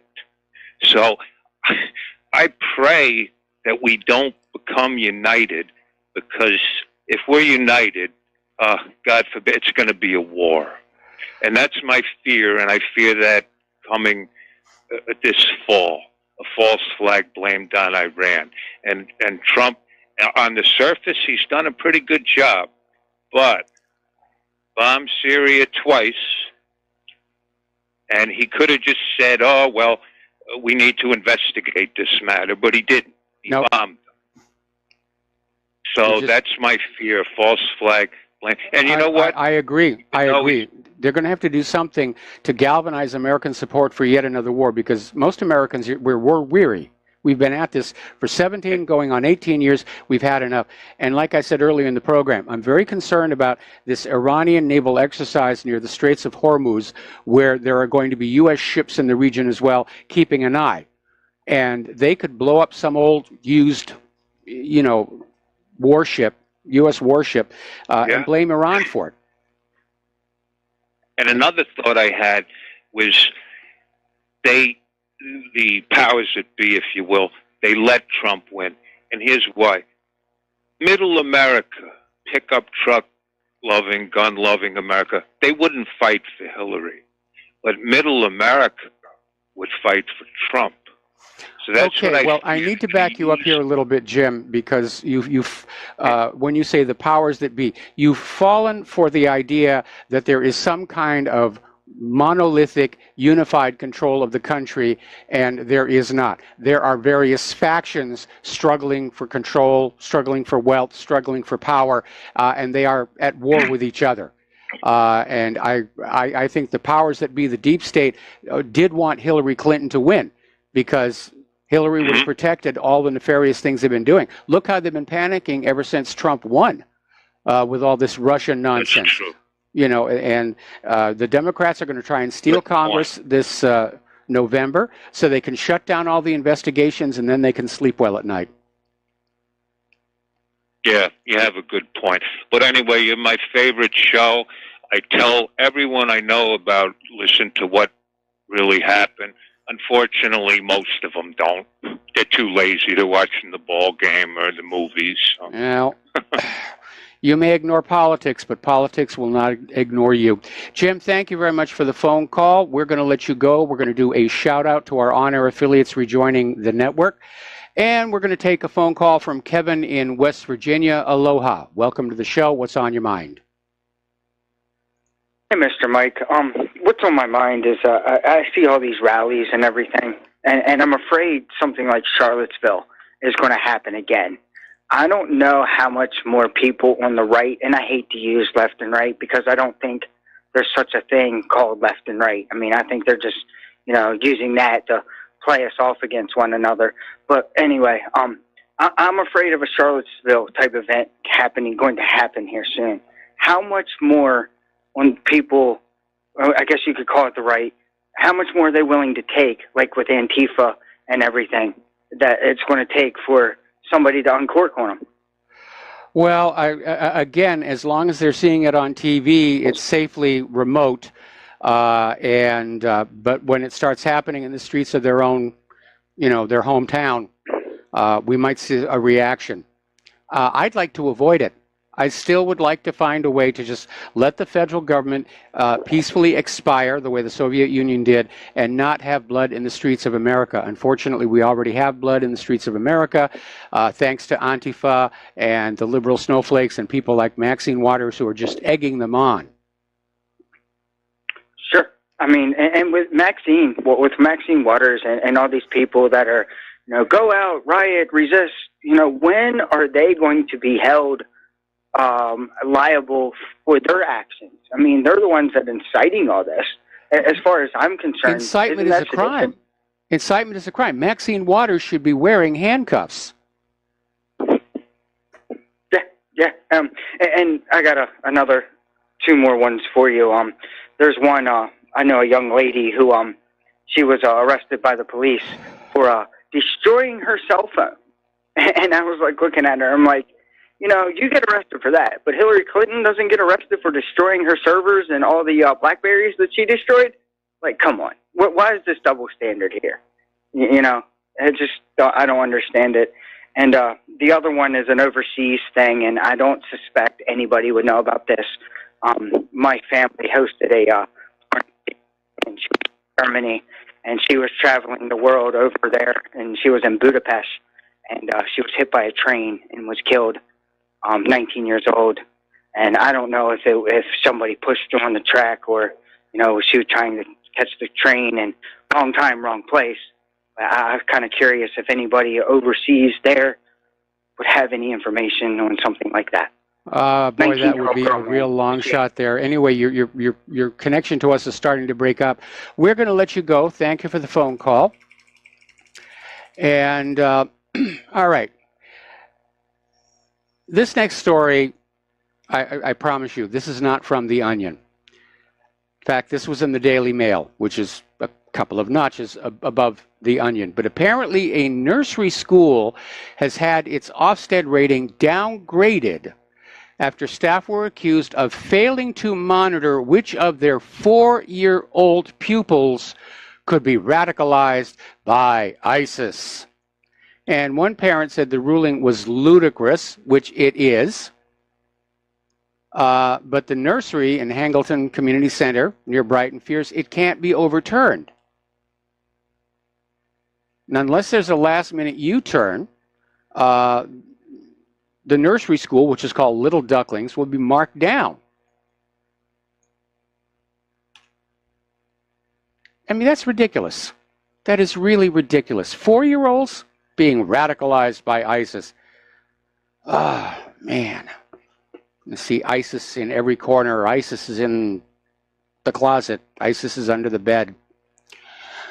Okay, now we have, over the past years, talked about stories where kids will set up a lemonade stand or something of that ilk, and the city comes in and just shuts them down.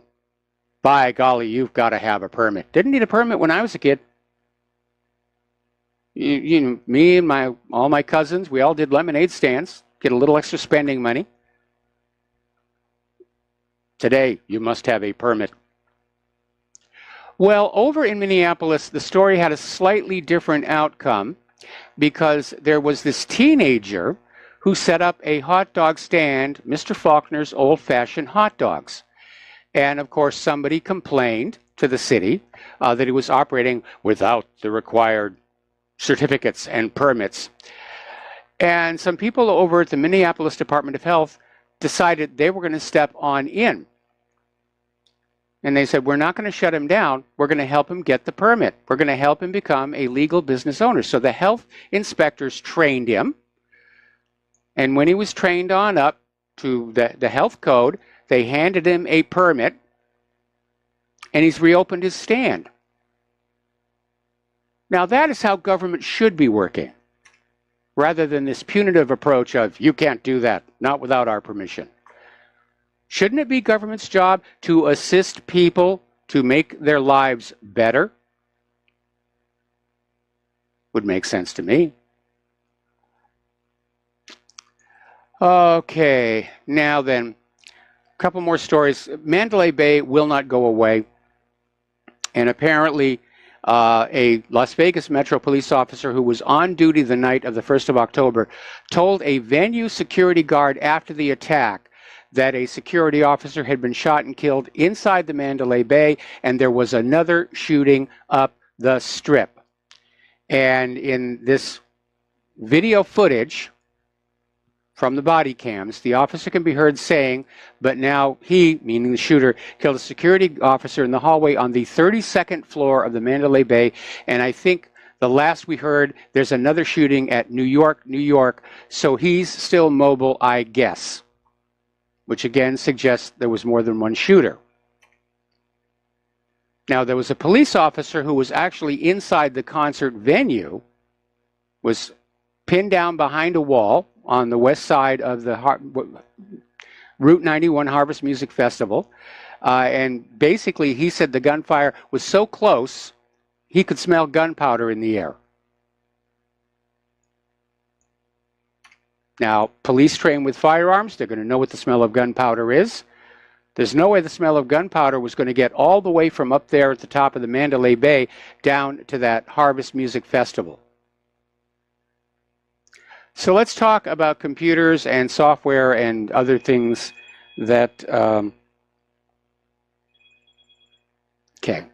Now, Amnesty International says that one of their staff was the target of an effort to spy on them with sophisticated Israeli-made malware that turns a person's mobile phone into a powerful surveillance device. And apparently, back in June, a staffer at the human rights group received a WhatsApp message purporting to be about a protest in support of political prisoners held by Saudi Arabia. Now, according to Amnesty International's analysis, the message contained a link to a fake news website that, if clicked, would have installed sophisticated malware. Now, the malware is called Pegasus. It's made by the Israeli cyber warfare company NSO Group. It's only sold to governments. Reddit's had another hack, and it's refusing to disclose the scale. Reddit apparently discovered back in June hackers compromised several employees' accounts to gain access to databases and logs.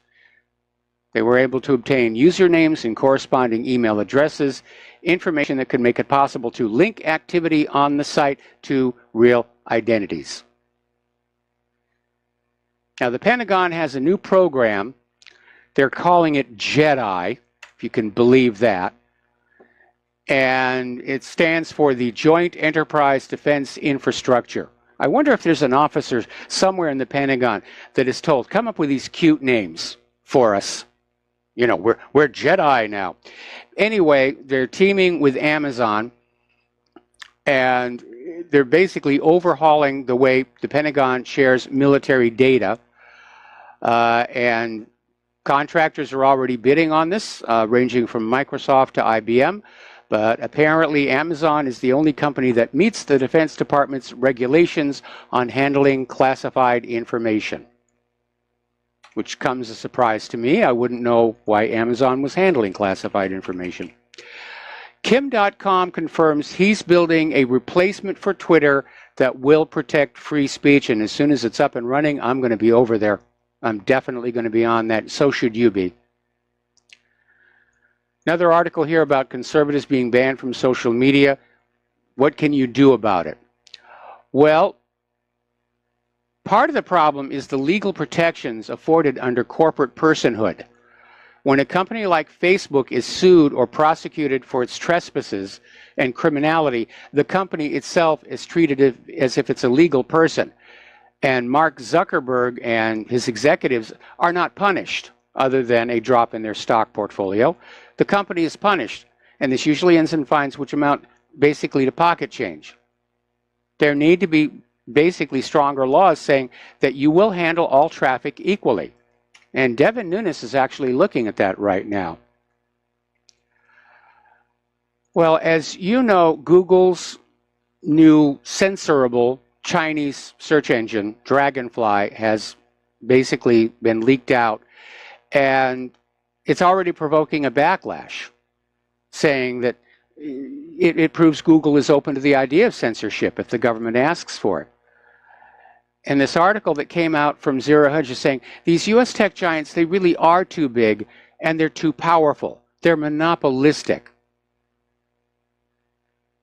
And maybe it's time to break them up or have some kind of a common carrier situation. But what we've got right now are these, liberal CEOs using those platforms to push the liberal agenda. And that's not what users go there to have happen. Okay. All right. The TSA, the second most hated government agency, is actually considering eliminating checkpoints at 150 smaller U.S. airports. I assume none of these are international, just local flights. When we come on back, another story about TSA you are not going to believe. Aloha, America. Welcome back to the show here. So we're talking about the TSA, or as we like to call them out here in Hawaii, the Tourism Suppression Agency. In a 2-to-1 vote, the Third U.S. Circuit Court of Appeals in Philadelphia has declared that TSA screeners are shielded by government sovereign immunity from liability under the Federal Tort Claims Act because they do not function as investigative or law enforcement officers. The short version is TSA screeners are now immune from sexual assault charges. Let me repeat that. TSA screeners are now immune from sexual assault charges, or for that matter, civil litigation. So along with arrogance and bad manners and sneering insults and a generally hostile attitude, where the flying public is now going to have to put up with deviant TSA agents getting off on groping their crotches.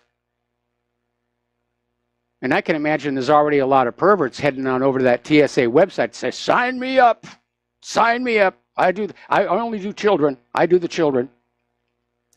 The TSA is supposed to keep us safe and test after test. It's clear they don't do that. Every time Department of Homeland Security is running a test on TSA, they fail miserably. And now the traveling public is wide open to continued abuse by agents and screeners without any recourse or redress. I think it's time to privatize airport security. At least you could sue them.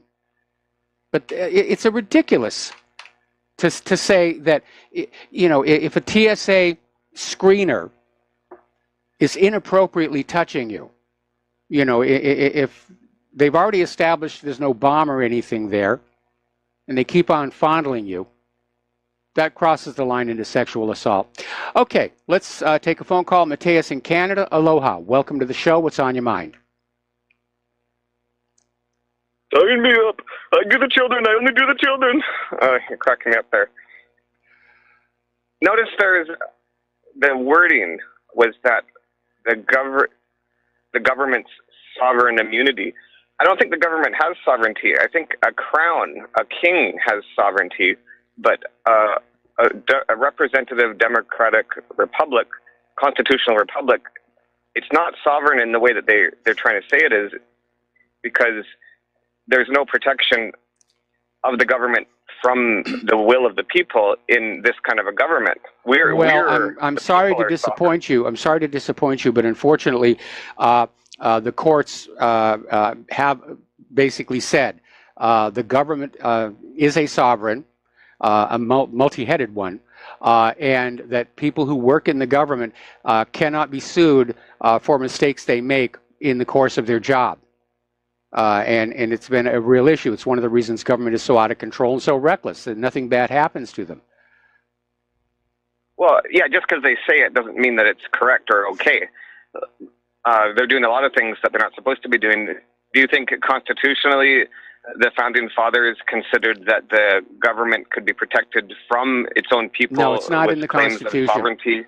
It's not in the Constitution. I think it goes back to a Supreme Court decision.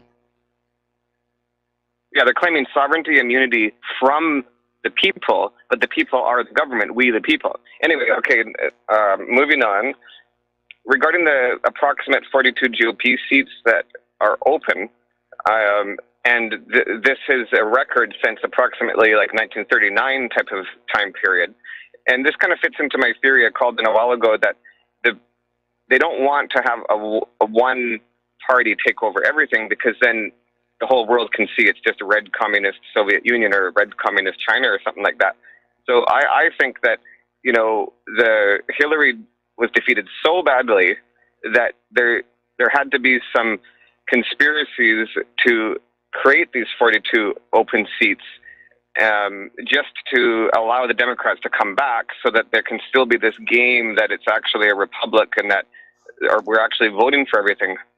Do you know why there's so many 42 seats open, and would that possibly fit my theory that this is kind of contrived to give it back to the Democrats a bit? Well, I don't think the GOP wants to give it back to the Democrats. And again, like our earlier caller, you're imagining that there is some kind of a unified, monolithic power in control of the country. The reality is there are these powerful factions who are at war with each other. I don't know why there are so many vacancies. Some are people are just plain retiring. Who knows? Maybe some of them were simply warned not to run again in order to empty those seats. Well, the military, we agree to disagree a bit on that one. I'm always a bit more of a conspiracy theorist than you.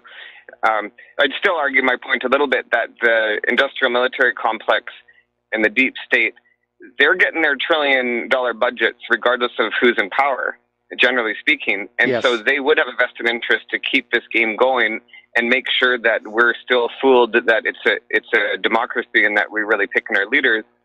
But anyways, well, technically, it's supposed to be a republic. Okay? All right. Well, listen, thank you for the phone call. We got to take another break for commercials, and we'll be right back.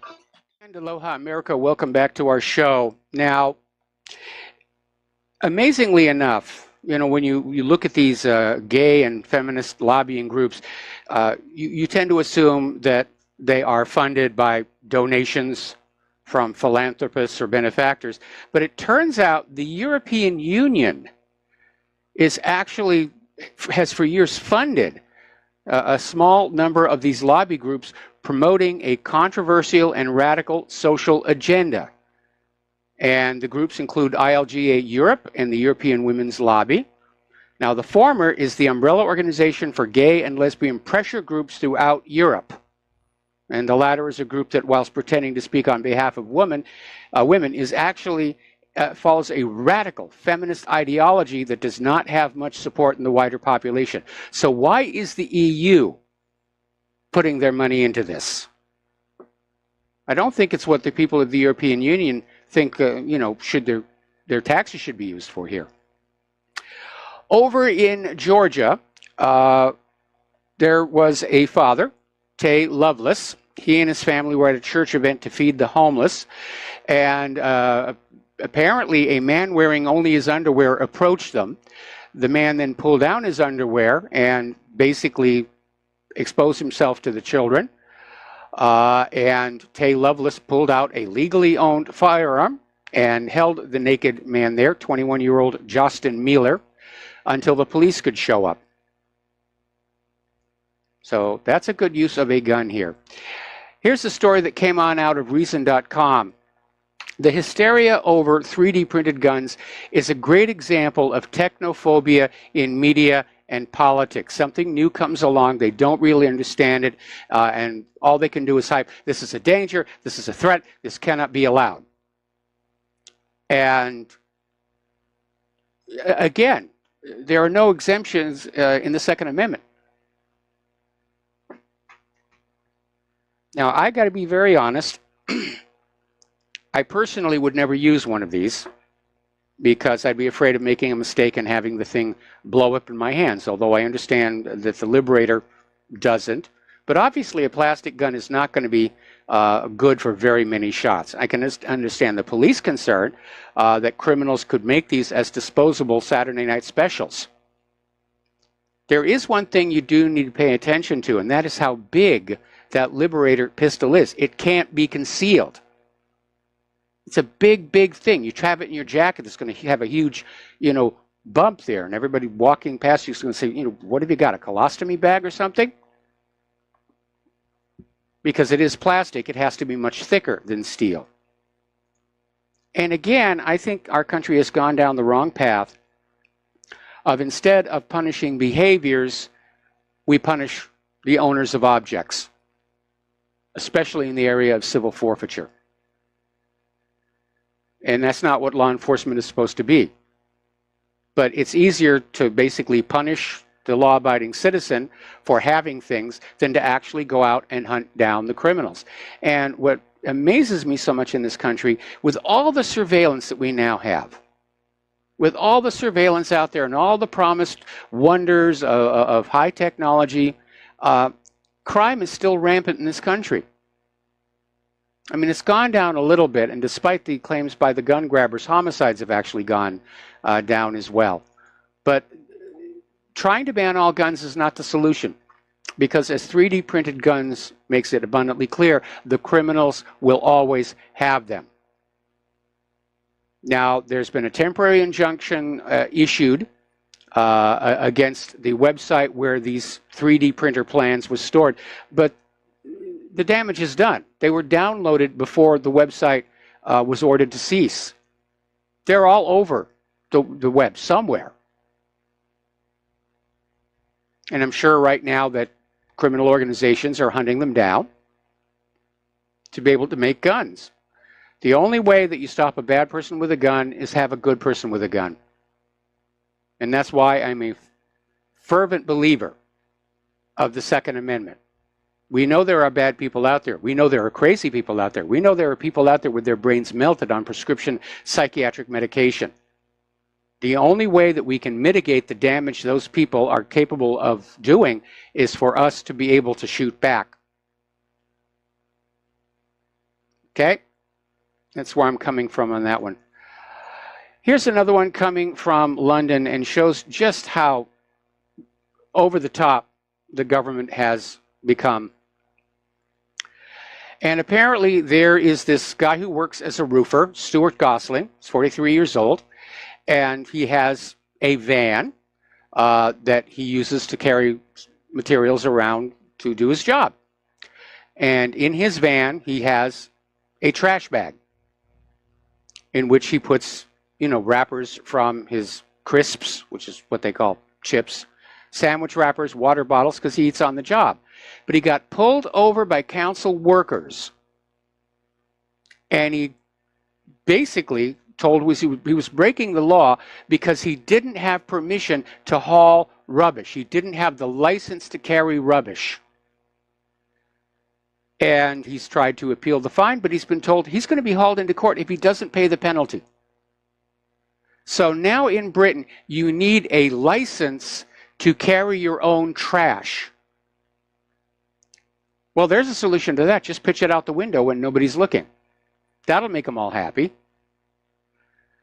But they want this guy to pay £229 to basically get a license to carry his own trash in his own van for 3 years.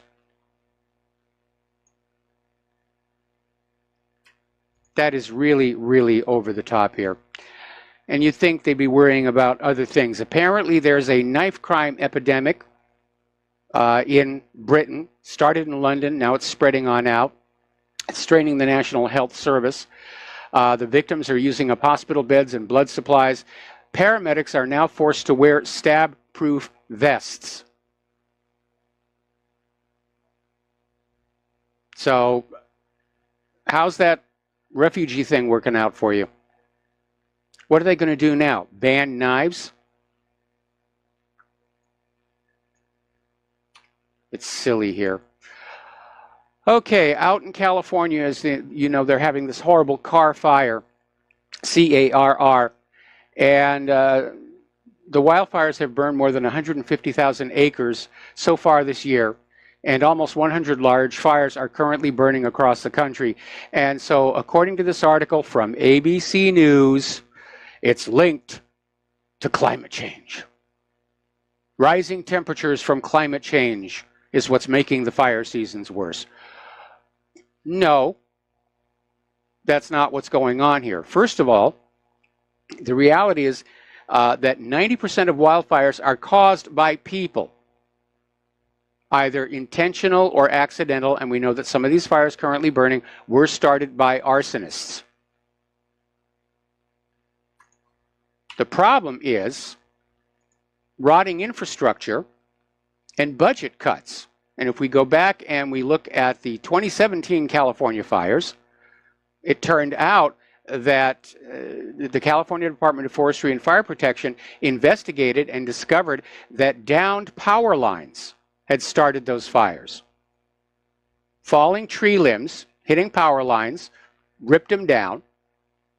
And in one case, PG&E tried to re-energize an already down line that set off a fire. Why are tree limbs hitting those power lines? Because they're not cutting the trees back from the power lines. Why?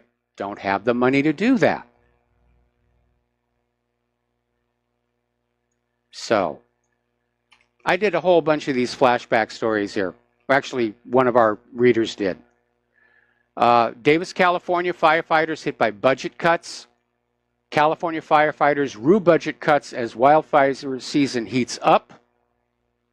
CAL FIRE reduces fire budget by $34 million, cuts firefighters and DC-10 air tanker. They had this DC-10 water carrier, huge plane. And they basically canceled the exclusive use contract, which means if they have to call it in, it's going to cost that much more. They cut back 730 firefighters. So that's what's causing it. They're not cutting the brush. They're not clearing the fire breaks. They're cutting back on the fire departments. Why? Because California has to spend money on all those illegal immigrants so that they'll vote Democrat. Now, Michael Mann is back in the news. You probably remember he was a major figure during the ClimateGate scandal. Was investigated at one point over some inappropriate funding behavior, but apparently that went away. But he's back in the news, out there screaming, extreme heat could make 1/3 of the planet uninhabitable. Oh, it's coming. It's, be afraid, bow down to Al Gore. Up in Canada, the global warming tax has reached $1,000 per household. And that's really what it's all about. It's about the money. It's about the control. Now, we're seeing a lot of days where the sun does not have sunspots, which indicates it's in a minimum of activity. So I feel safe in prognosticating that we're going to have another early, hard winter this year. And when we point that out to the carbon Nazis, they're going to say, oh, that's just weather. That's just weather. Yeah. Well, climate is weather averaged out over time. And of course, right now, the carbon Nazis are running around trying to find record high temperatures they can throw at you, most of which they get from airport weather stations. where those temperature sensors are surrounded by planes belching out burning fuel. It's not really a measure of what's going on in the rest of the world. It's artificially high. Remember that one time in my ClimateGate article, there was a photograph of an official NOAA temperature sensing station right next to a trash incinerator. Gee, I wonder what kind of numbers they got off of that one.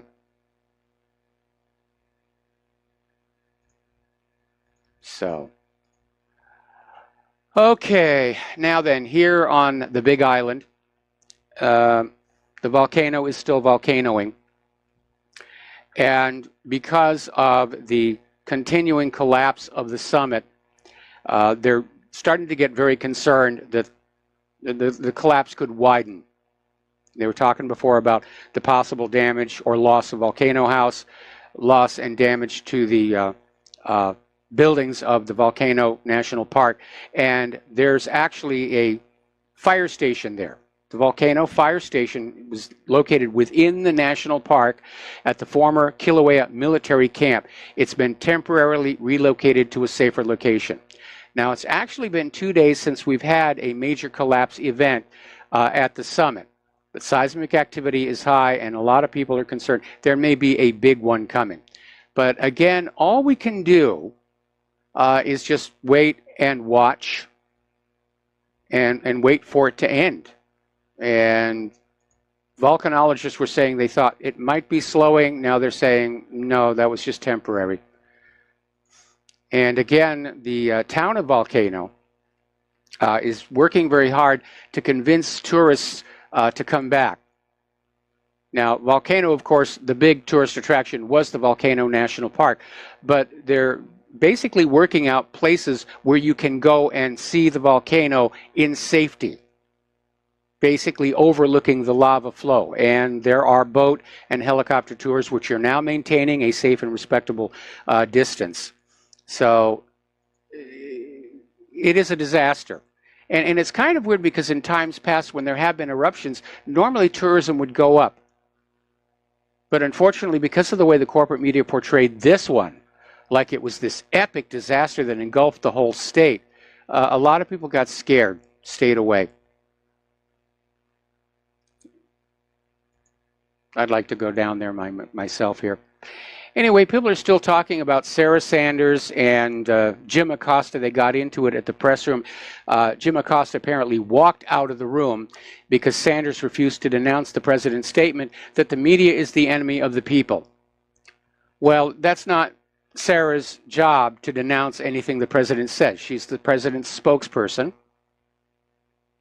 But I'm in agreement with Trump on this one. The corporate media is the enemy of the people because it's forcing corporate agendas, Israel's agenda, the war machine agenda, liberal agenda. It's shoveling all of those at us as hard as they can. They're not interested in reporting on the news and the facts. They want to sensationalize things. They want to conductize us. They're trying to decide for us what we should think is important and what we should say isn't important, like Yemen and Gaza and Syria. They are the enemy of the people. Anyone who lies is an enemy of the people. So I agree with Trump about this one, and my applause to Sarah for standing firm on this. And maybe she should say that every one of these press conferences to get these reporters to just stroll on out there. Okay. There's been a new lawsuit filed, and it's trying to deal with overcharging by electronic monitoring companies. Now, what do I mean by that? Well, these are the companies where if you're released from jail, they may put a monitoring bracelet on your ankle so they know where you are going. Unfortunately, you have to pay for it. So this all began with Robert Jackson, who had a 120-day sentence in an Alameda County jail. His wife passed away unexpectedly, leaving their 3 young children without a parent in the home. He was compassionately released, but he had to have electronic monitoring by the for-profit Leaders in Community Alternatives Company.